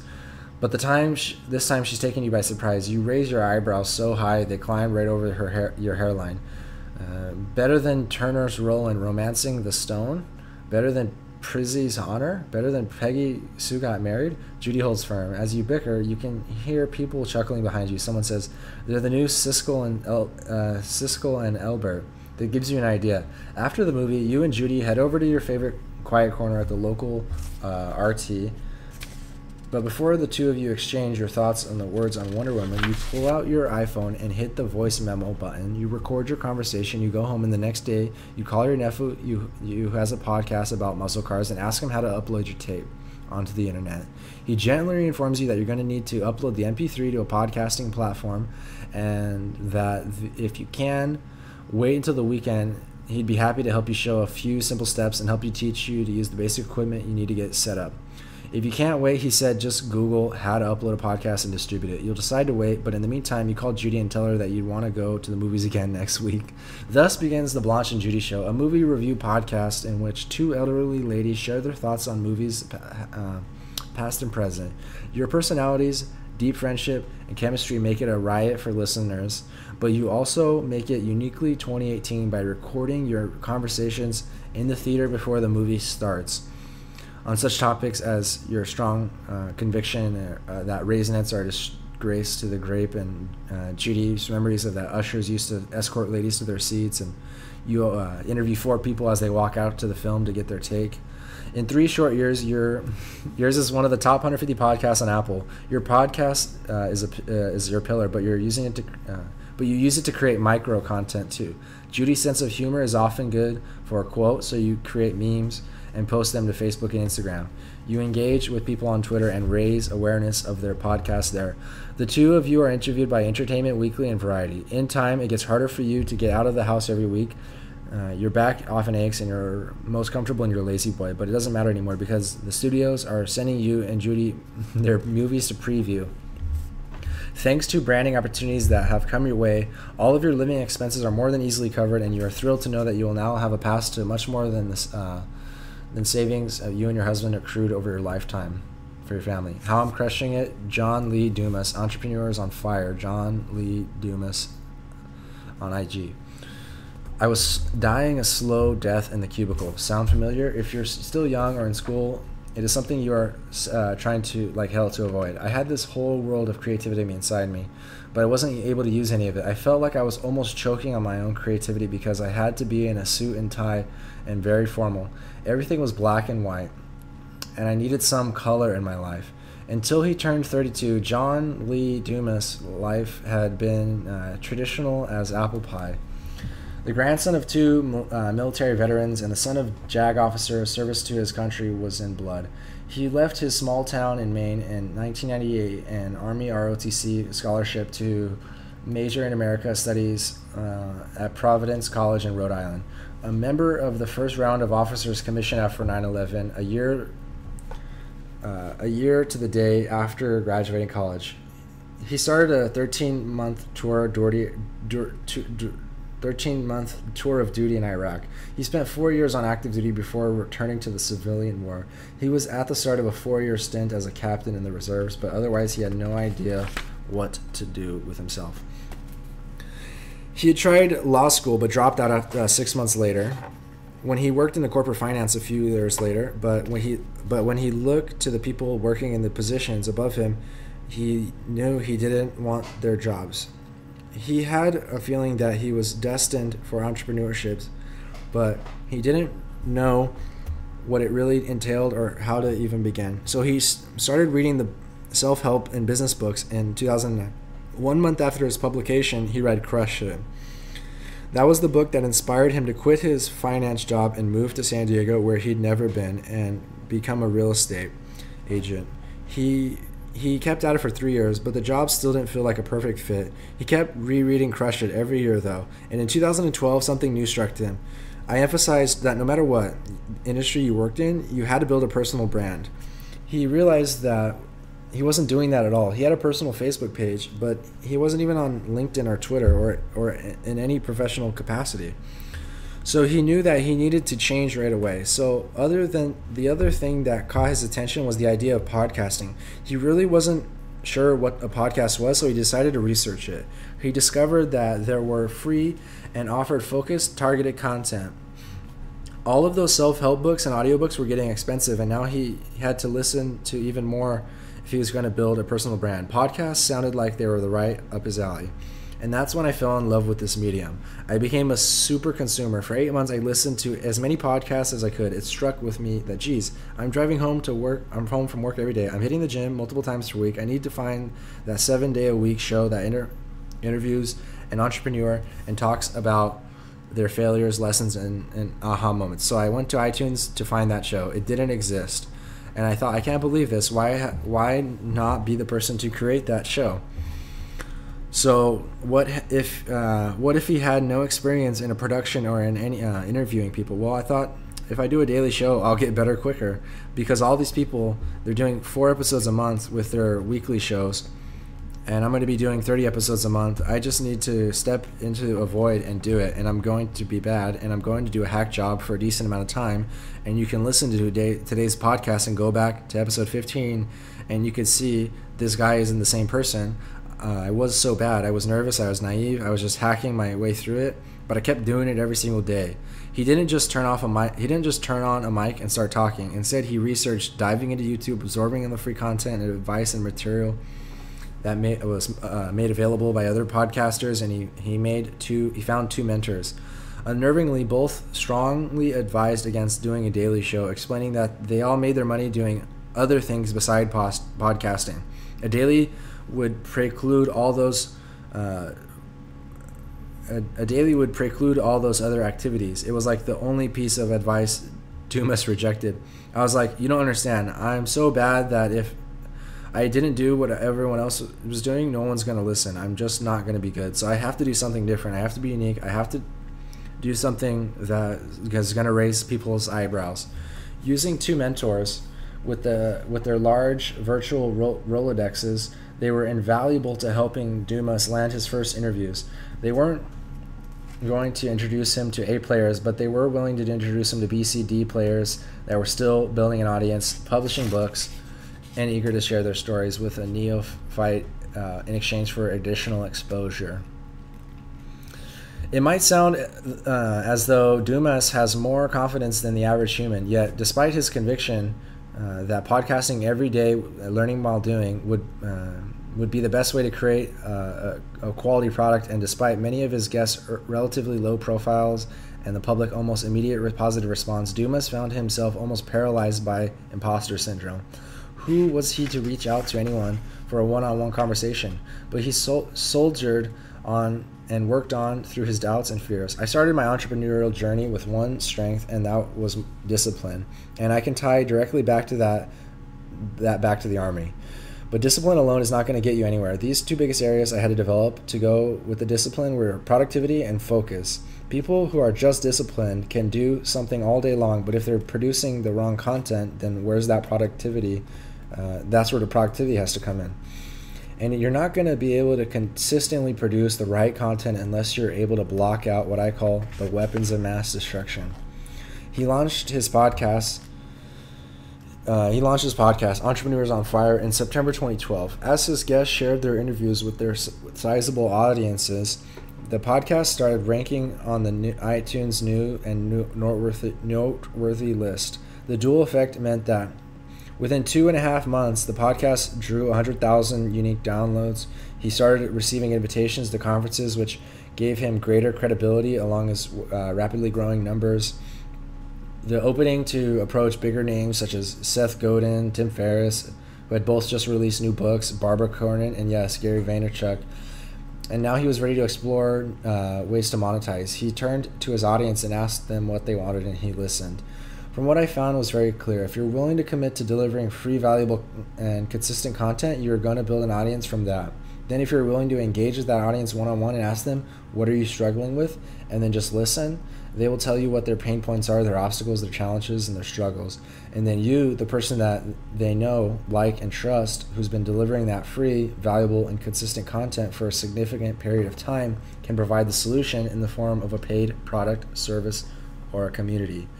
And he did. Like Pat Flynn, each month he publishes a breakdown of what the business earns from his various revenue streams, which all add up to anywhere around $200 to $300 a month, $200 to $300K per month. He also analyzes the company's success so other people can emulate them. And all the mistakes they've made, including money lost, so people can avoid making them. Despite being a millionaire several times over, Duma still reads Crush It every year.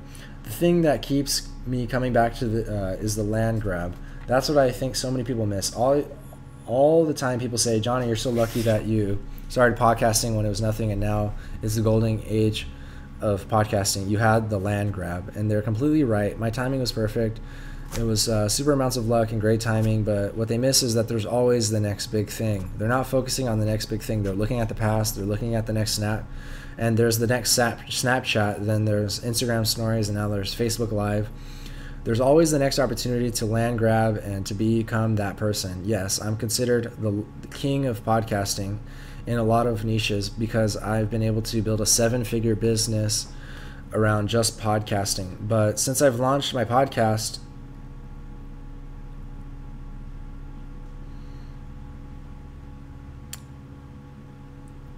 there have been people that have become the king of Periscope, the king of Snapchat, and the king of Instagram. Things that didn't even exist when I launched my podcast. And while people say, John, I missed the boat with podcasting, I'm like, yeah, you've already missed the boat, but there's a lot of other things. So what I learned from Crush It and continues to be relevant to me is always keep your eyes on that horizon. Fuck yeah, guys. Last section. Hit that like button if you are still with me.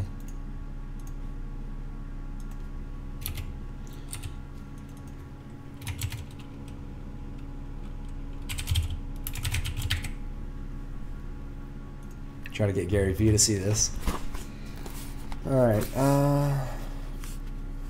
Voice first.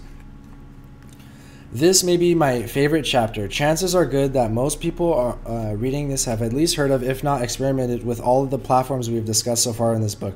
But few of you at this time of this writing are probably sitting around thinking, what's my next Alexa skill going to be? And yet you should, because we're about to talk about a tech innovation that I'm absolutely sure will transform how the world consumes content. It's called Voice First. And anyone currently building a personal brand needs to learn about it fast and early. Its platforms are the equivalent of yet to be discovered Malibu beachfront property, much like Twitter in 2006 and Instagram in 2010 and Snapchat in 2012. I day trade attention, and lately I'm particularly interested by what people are paying attention to during the transitions of their day, especially that 3 that occur at home, when what they do when they first 15 minutes of their morning, the first 15 minutes after they get home from work, and the last 15 minutes before they go to sleep at night. Those are transitional periods. There are moments when we take stock. When we take stock, we get updated, get the plan for the next few hours of our lives. We're so busy, so we want to do it fast. Yet there's a time you'd pull out a pen and paper to start a to-do list, turn on the radio, or even check an app. Now, though, you don't even have to do that. All you have to do is talk. Podcasts fill our brain during the long periods when we're quiet, such as while we drive or on travel. Voice-first platforms are going to allow us to fill our brains during these interstices of our lives. Those blips of time that used to be lost or forgettable activities like brushing our teeth, sorting through our mail, or even checking our phone notifications. In 2016, Google revealed that 20% of searches on mobile app and Android devices are done by voice. That number is only going to rise fast, and you have an amazing opportunity to make sure that your brand rises with this trend. At the moment, there are 2 key players. Amazon Alexa, played through a device called the Echo, and a Google Assistant, played through a device like Google Home. Microsoft, Apple, Samsung, and other players are preparing to make their respective pushes into the space with their platforms of their own, but at this time, it makes sense to focus on the big 2. I started with Alexa, launching a flash briefing skill called Gary V365. A flash briefing is a short report offering users a key bit of information. Mine offers daily motivation from yours truly.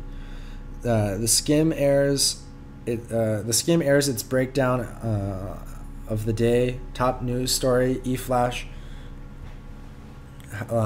daily life hacks, and these others to your flash of briefings. And when you ask them, either you say, Alexa, give me my flash briefings, or Alexa, what's in the news? You'll hear you hear from your favorite sources one after another. Other Alexa skills offer more interactive experiences. Enable the Tonight Show skill as opposed to the flash briefing, and you could ask for Jimmy Fallon's most recent monologue, or you could also get the most recent Tonight Show guest list rundown of his newest thank you notes, a popular segment on the show where he expresses gratitude for anything from Pop-Tarts to Ryan Gosling.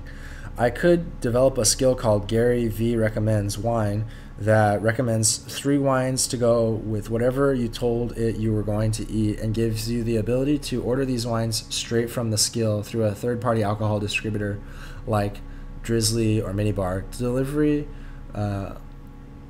or delivery from my family wine shop Line Library. We're seeing with the development of voice first is that the culmination of our addiction to speed. The world moves fast and we want to keep up. If there's a choice between reading a notification or checking an app and getting the same information via voice first, which allows us to keep our hands free and multitask, it's the latter that we're going to pick. It's just like washing machines and coffee makers. Voice first platforms will save people time. Once the masses understand that, they're going to flock to them. Be there, ready, and waiting when they do. Your flash briefing will be a 1-minute version of your 1-hour podcast, a 1-minute audio version of your 8-minute videos or live streams, a 1-minute selection of your pretty pictures on Instagram. You can bring people so much value right now, whether you create for Google or Amazon or both. While brands have developed countless skills, most deliver the same basic experience. The field is clear for anyone who's clever enough to come up with something fresh and new. Take the land grab, my friends, and become a vital part of your consumers' morning routines. Very soon, even more brands jump onto these platforms, it will get harder to make a dent in people's awareness. So don't let that moment pass. Don't let the big guys snap up all the cheap real estate. Please put down this book right now and go create your skill. Your 1-minute audio tip of the day could be the next thing that compels a person to put on your podcast during their morning commute instead of their usual NPR or classic rock. Skills 101. Keep your content super brief. Make it native. Do not do what I did with my original podcast when I just transferred the audio from a video over to the podcast platform. Tailor your content to suit the reason why people are coming, which is usually to get fast, easily digestible information and nuggets. Hey, Alexa users. Make the highest quality skill possible. I cannot stress how important it is that you not treat your skill like a dumping ground. It's great to collect scraps from your other content so they don't have to go to waste, but study each piece closely and use your imagination and creativity to craft something new and fresh with them. You know how it's such an irritating process to get off an email list. First, you have to bother to go down to the bottom of the email and hunt for the unsubscribe button. Then you have to plod through a box of asking, are you absolutely sure you want to leave? And would you care to share a reason? And then finally, upon confirming that you've been unsubscribed, you've been told that it could take a few business days before the emails stop coming. In a voice first, all people will have to do once they lose interest in your content is say, Alexa, remove Mumbo Jumbo's flash briefing. And boom, it will be done. You will have no room for error, no room to be annoying or too long or too low quality. Go ahead and document the process while you learn how to craft your content. You can use clips from all material of your other content, but make sure whatever segment you publish is short and tight. You will need to be remarkable right out of the gate or in 3 milliseconds, or you'll be shut down. Voice first is going to be a huge pillar in our communications. By the time this book is published, Amazon Alexa and Google Assistant, Apple Siri, and some other platforms will be talking to us in our cars. Remember, when we all thought it was amazing that we could be driving along, recall that we used to love Roger Kenny's Lady and download his greatest hits as soon as we got it to our destination, because we would never do that while driving, right? Soon, we won't have to wait to play a song or pull over to type in the location on a map app. We'll just tell Alexa that we want her to do, and she'll do it. Finally, texting and driving will be a thing of the past unless we're in driverless cars. Skills 201. There is no Skills 201. This feature is so new, we're only just now identifying best practices. I hope you'll share yours with me as you discover them and explore all the exciting possibilities in this space. Hit me up at Gary V. My intuition is that all the brands in this how-to space will flock to voice first by 2020, and that they will battle to be the ones chosen to teach people to make cookies and to pair wine and to get better at chess and clean carpets. It will be our on-the-go resource too. When changing our oil in the garage, we won't pull out the car manual, how to change your oil. We'll just call out, tell me how to change the oil. And the voice-first technology sitting on that shelf or mounted in the wall will ask us what kind of car we drive, then walk us through the process step by step. Right now, we're putting voice-first tech in only 1 or 2 rooms in the house. In the future, we won't go anywhere without it. Imagine this Alexa skill. So let's say you're a 49-year-old etiquette coach named Marlo. You used to think you'd be educating children in finer points of polite conversation and the continental style of eating. But over time, your services have increasingly sought out by companies desperate to fill in the educational gaps of their millennial hires. They just don't know anything about proper protocol, especially for international business and formal affairs. Your business is doing okay, but things are starting to feel routine. You're at your boyfriend's house one morning and you hear him ask Alexa, "What's the news?" A seemingly human voice reads the morning headlines, then the weather, some sports stats, and then runs the fact of the day, all from different media outlets. Fun fact, that's not news. That's just the learning for the sake of learning. A light bulb goes off. You spend the next few weeks recording the answers to every etiquette question you could think of. How do you fold a napkin for a formal table? How should I invite my boss to my birthday dinner? What's the best icebreaker question? How do I end a conversation at a cocktail party without being rude? Can I wear black sneakers with black suit? You could have asked these phones. You could have asked your phone these questions, but you look up how to build an Alexa skill online and learn that there's a studio just a few miles away that will help you record the audio file. You upload your new Alexa skill, the Manners Maven, and announce it to your clients all on your content channels. They love it, the way that the platform lets them engage with you in a virtual one-on-one. It gives them confidence. Eventually, you add calls to action to direct people to other pieces of your content on the internet so they can discover longer versions of the answers you got from here, as well as guest posts from other experts and interviews with people sharing their funniest and most awkward faux pas.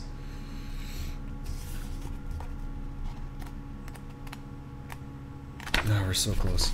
Imagine this, flash briefings. Let's say you're a 37-year-old landscaper named Johnny. Your business is Johnny Landscape Arts. Nets around $200K per year. You decide that you need to boost brand awareness, so you launch 11 flash briefings. Johnny Daily Yard Tips, Zone 1. Johnny Daily Yard Tips, Zone 2, and so on. Every day of the year, you offer the country seasonal information that will help gardeners tend to their yards better, tailored for each of the 11 USDA plant hardiness zones, which are based on region's minimum temperatures. It's April 21 and the spring has sprung. Zone 4, you're going to want to start fertilizing those spring bulbs. Zone 9, friends, I want you to consider planting citrus. Zone 6, now that your forsythia is blooming, make sure not to wait too long to prune it or it'll be scraggly next year. You're the first of your kind on Amazon and you're really good at this. The love you have for your work and your playful nature come through the bright and shiny to the gardeners, the homeowners who add one of your flash briefings to their morning lineup. Meanwhile, Yvette in Seattle is in charge of curating the Alexa Skills store, and she is bored. Every flash briefing is the same news, tech, weather, sports related shit over and over again. Wait a minute, what's good? This is the Johnny's Daily Yard Tip? Well, that's different. Different is good. She features them on one of the Alexa Skills pages, and this is why you wanted to create content for Alexa now. What Facebook did for social networking and what Apple did for apps and Amazon's going to do for skills and flash briefings, they're going to run commercials to raise awareness about their new product. Can you imagine if your voice was one of the whole country hears as an example of a great flash briefing? It could do to you what Apple did choosing to play 1, 2, 3, 4 to their 2007 iPod Nano commercial did to Feast. Here's the very best part. You know how I'm always telling you that everything I want you to do is going to be hard and take scads of patience? Not this time. It will take you not too much time or effort to become discovering creating a flash briefing because the early novelty. It will 5 years from now, however. 5 years from now, everyone will have a flash briefing, and it's highly unlikely that yours will get noticed without marketing the living shit out of it to get exposure. 5 years from now, the moment will be gone. Do not wait. Because you know what else happens to you, Johnny, your flash briefings are featured to take off and suddenly get an email from Cindy in Missouri asking if you're interested in franchising your now nationally known brand. Within 2 years, your $200,000 a year landscaping business is collecting a $25,000 check each year from 700 people all over the country.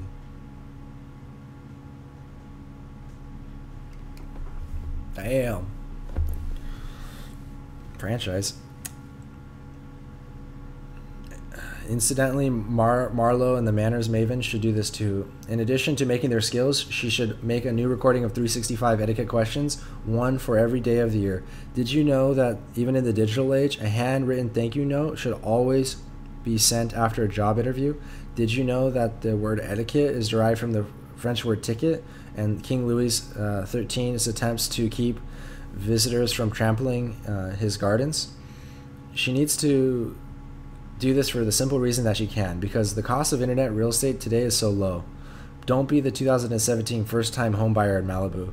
Be damn Thomas Jefferson buying 800,000 square miles of Louisiana territory for 3 cents an acre in 1803, skipping the part about screwing the Native Americans that owned that land. On the horizon, while I was working on this book, Amazon announced that it had bought Whole Foods for just over $13.4 billion. We all woke up to the news and thought, how the fuck did that happen? It never should have. Whole Foods should have bought Amazon. There was a time 20 years ago when Whole Foods was much bigger business than Amazon. And when your company is that much bigger than someone else's, with that much of a lead, yours should never lose. If it does, it's because your opposite number innovated ahead of you. To those who think they don't have interest in investing in the platforms because they're concentrating their efforts where they're seeing the most ROI, I say you're being foolish. I can think of several bloggers who were massively popular in 2004. It was the new frontier, and they had positioned themselves front and center, but they ignored the rise of YouTube, podcasts, Twitter, and now they're irrelevant. But hopefully they, made enough money. But yeah, you can't watch out for those new trends. They found something that worked, and they preferred to rest on their laurels rather than stay hungry and sharp. They thumbed their noses at traditional media, but then they became traditional media. We see it all the time. ESPN made Sports Illustrated look old. Bleacher Report is in the process of making ESPN look fusty. Barstool Sports is already starting to make Bleacher Report look stale. It happened to Macy's. It's happened to Radio Shack, Wool Stores, Tower Records, Nokia. They crushed, they stagnated, they died. They are no different from any brand crushing it today. One day we could have a WTF moment upon hearing that Ralph Lauren filed for Chapter 11 bankruptcy or that GQ no longer exists. Learn the lesson now that everyone is playing the same game. If you don't play offense all time, all day, every year, no matter how successful you are, you will end up playing defense. You have to look to keep getting ahead. I've got my eye on Marco Polo, Anchor, After School, AR, VR, AI, and you know what's going to happen? One day there's going to be a little ball hanging above every single human being, recording everything they do. Swear to God, it's going to happen. Maybe it's a camera embedded in your body. I don't know the details, but I know that recording and documenting every minute of our lives will just seem perfectly normal one day. You might think it sounds awful, even scary, but just imagine if you could watch your grandmother right now. Imagine seeing her move through life as a young woman, watching her fall in love with your grandpa, raising her kids, your mom, or starting a new job, not though you're watching a movie. Not as though you're watching a movie, but feeling as if you're physically moving through the world with her. That's how real the technology is going to be. The question is not is not if, but when. The passion I have deployed around the Alexa flash skills is the same passion I had for Twitter and YouTube in 2008 when I wrote this book, the book's mother, Crush It. Back when the masses didn't know what the fuck I was talking about. Now people know what I'm talking about when it comes to Twitter and Instagram and YouTube, but they aren't doing the same. They aren't doing the next step. They aren't tasting and trying, experimenting. They're leaving that up to me. They shouldn't. They should be out there with me, trying new things for themselves. You shouldn't have to turn to me to ask what's next. What do you see? All I'm doing is looking towards the horizon and seeing what platforms are capturing people's attention and altering their behavior. If I see something that's performing consistently, I'll take a closer look and then a longer look, and then I'll start to execute. That's all you have to do. I don't have a second sight. I just have a lot more patience than you do. How I'm crushing it, Andy Frisella, MF CEO Project, at Andy Frisella. Andy Frisella looks like a man who could squash your work with a head of, wash your head like a grapefruit. For someone in his line of work, that's a good thing. Built and buff like his face lightly scarred from a long ago knife attack. Andy is the founder and CEO, actually, MFCO, motherfucking CEO. I'll let you guess what the MF stands for. Of the two companies dedicated to fitness and health. A voracious reader, he found Crush It by chance. He regularly buys books as they come out on Amazon, regardless of whether he's heard good things about them or not. Figuring that he can glean even over one or two useful pointers, the thought-provoking ideas from each, his time has been well spent. At the time of Crush It publication, Andy has already been in business 10 years, selling sports nutrition products through his Missouri-based brick-and-mortar chain, Supplement Superstores, S2. Despite 8 locations, S2 was doing what most businesses do, treading water.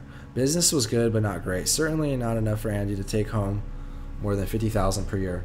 It was all a single guy at the time that needed to pay the rent and enjoy dinner every now and then. But Andy's ambitions had been significantly bigger when he and his business partner, Chris Klein, had launched the original store. All his life, Andy had been entrepreneurial, selling baseball cards, snow cones, even light bulbs door to door. He liked making money, and he was frustrated that he couldn't get the business to grow faster. Yet, although he wasn't bringing in the returns he thought he would, it was better than working for someone else. No matter what, he wasn't about to give up and go get a real job. So Andy decided that if doing something else wasn't an option, he'd need to focus on the part of the business that he did enjoy, helping people create their stories. Customers would visit his stores and return 6 months later, completely transformed after using the knowledge and products they'd taken home with them. Some had lost as much as 100 pounds, maybe even had dramatically changed their lives. So Andy doubled down on doing right by his customers, making sure they left the store feeling confident and equipped that with everything they needed to achieve their goals. Store traffic immediately picked up. Everyone knows when they're being sold, no matter how slick or how cool and shiny a salesman is. Customers recognize a fucking salesman. We all know them. So when you have someone who genuinely cares, people feel the difference. They feel it in conversation and in their heart. And it has to come from a genuine place or it doesn't work. It was around this time that he found Crush It, which also talked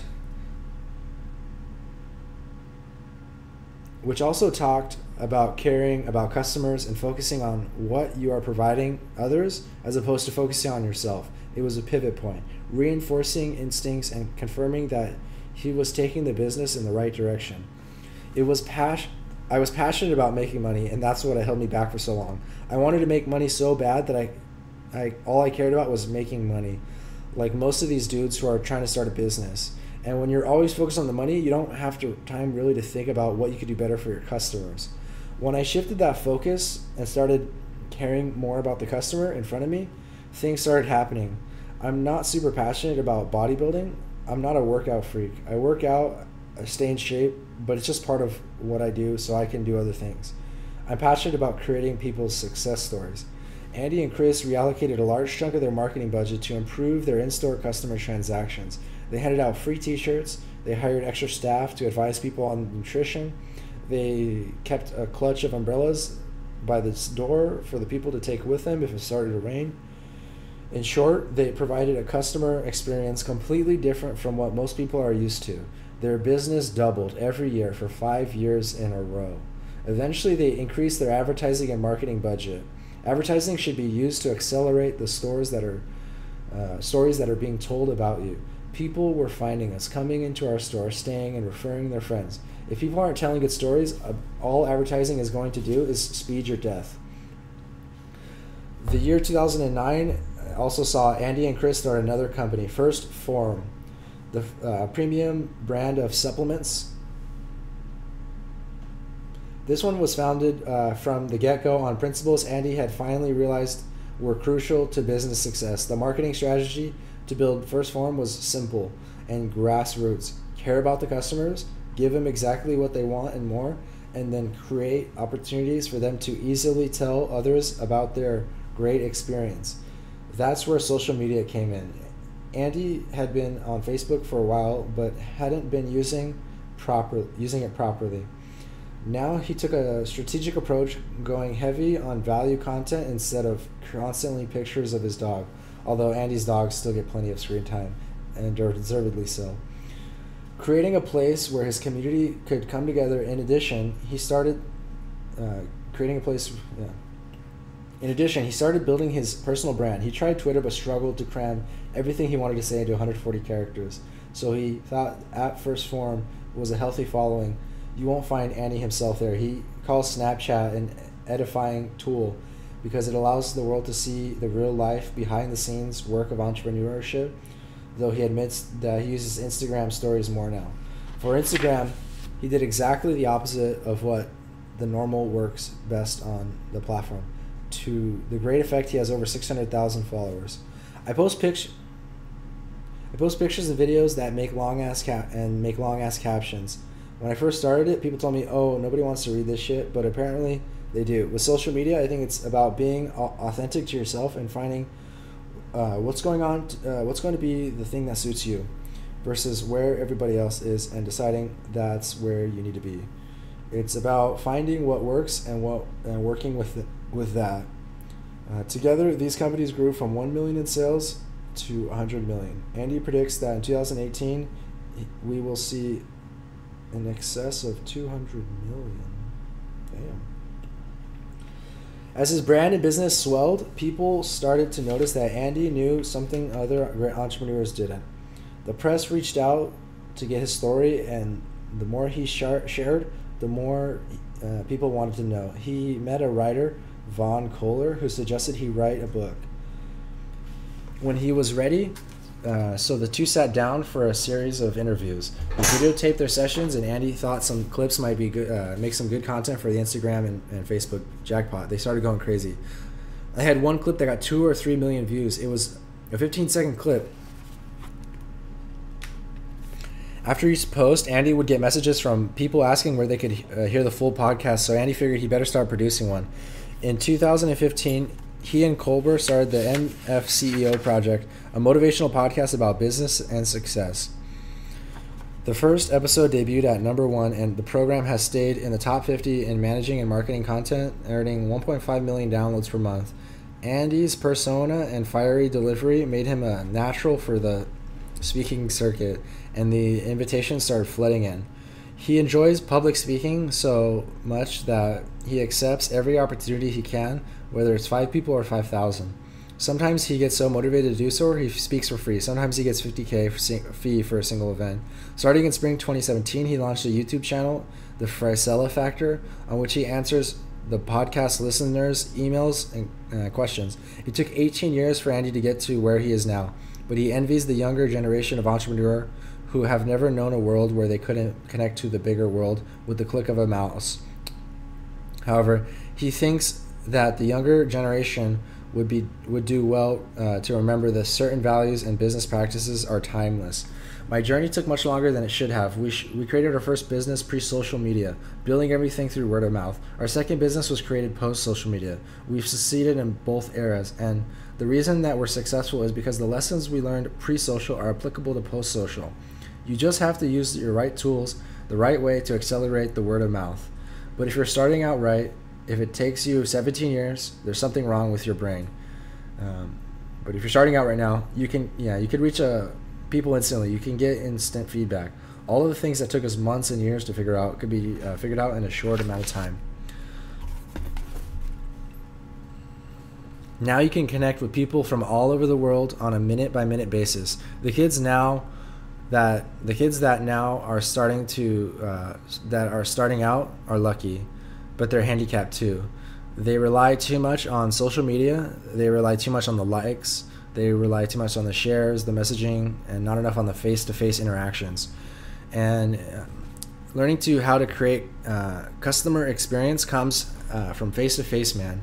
You know, seeing someone's eyes light up, seeing someone's body smile, seeing someone reach out and shake your hand while they say thank you so much for helping me with this. I really appreciate it. This shit you can't get through the internet unless they can go through that process. Then they're always going to be trying to automate.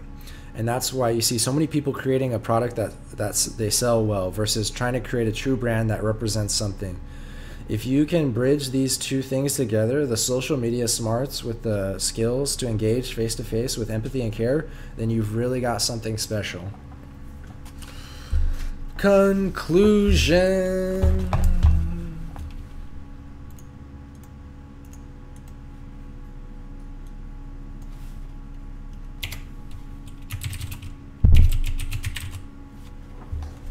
Let's fucking go, guys. Conclusion. I'm often asked what I've learned in the years since I published Crush It. And the answer is this: I was right. Social media does equal business. Innovation makes people uncomfortable. We should care desperately about everything, yet not care at all what anyone thinks. So, someone will always be trying to tear you down. Talent has very little value without patience and persistence. Success takes a shitload of work, and the people who ultimately break through and crush it are those who get all that and go for their dreams anyways. I want you to find your courage and go for it. Somewhere out there, there's a middle-aged engineer, a single-parent exterminator, or a department store sales clerk trying to get through school who's reading this book and thinking, man, I fucking hate this job, but I love pizza. I'm going to start a YouTube channel and become the next Mario Batali. People will think it's a ridiculous idea, just as people thought I was ridiculous when I wrote Crush It, but it's not ridiculous. It's not even sweetly optimistic. The proof is in the pudding. When I wrote Crush It, I was basically just telling the world what I had done to grow a wine store in New Jersey.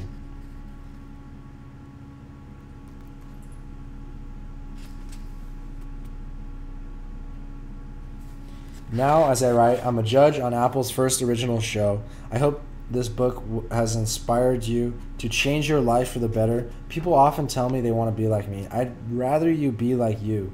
But if you really want to be like me, quit being the student of entrepreneurship and start doing the damn work. If you do, this will be the last business book you'll need to read. Success will happen faster for some of people than others. But if you're loving life and you're doing what you feel you were born to do, you're going in the right direction. Stay the course. It pays to be brave.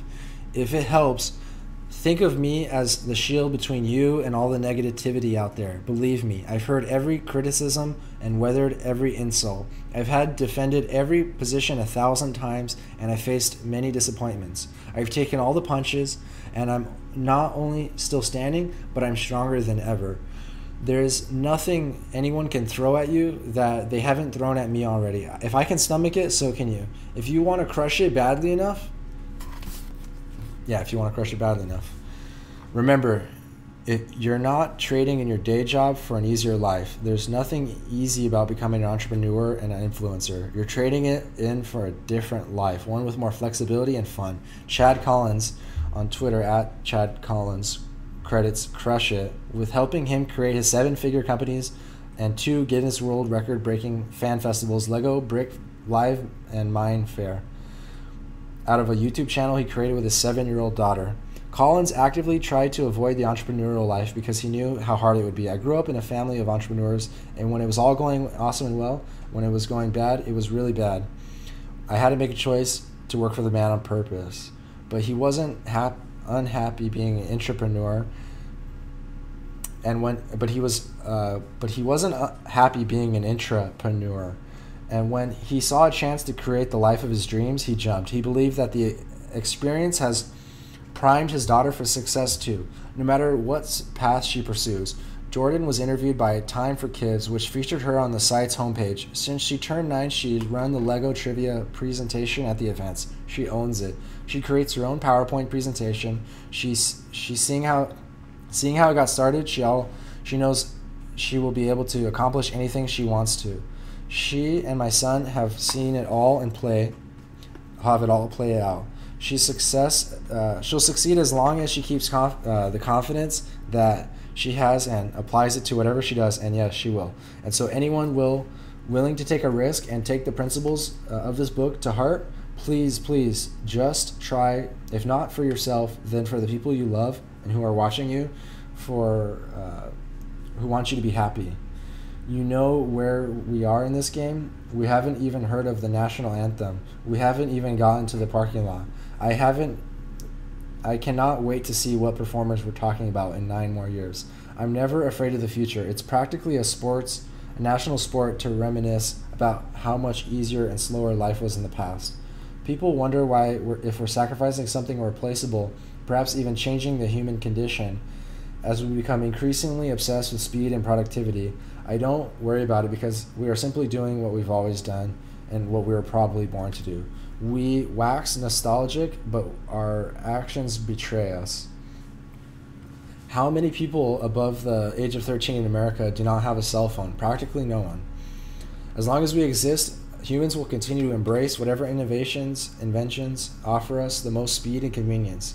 You're not going to lose your soul if you do this. In fact, if you're truly an entrepreneur, you'll get your soul back. Guys, thank you so much for supporting me. Quick shout out to Brandon Coin. He was definitely representing me in his video the other day. He did a live stream. He had over 100 people, and I seen his channel go from 1,000 to 4,000 subscribers, and he's shouting me out,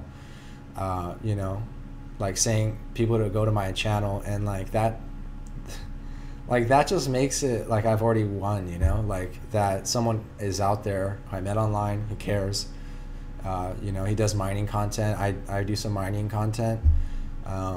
So yeah, quick shout out to Brandon. Thank you. I'm tired. I'm gonna go to bed. Thank you, Gary Vaynerchuk, for the video. Thank you, Amazon, for demonetizing me so I can focus on what really matters. Links to buy this book in jet.com in the description below. So, just kidding. No, but I'm sure you guys could find it on Amazon. It's called Crushing It. It's a good book. I'll probably read it again. Definitely. No, I don't know what I'll do. I'll probably give it to someone that I feel like could benefit from it the most. Or maybe I'll give it out on a giveaway or something. Maybe if I hit 512 subscribers halfway to 1024, then I'll give it away or something. I don't know. I'm just talking nonsense right now because I'm freaking tired. So I will see you guys in the next video, and peace.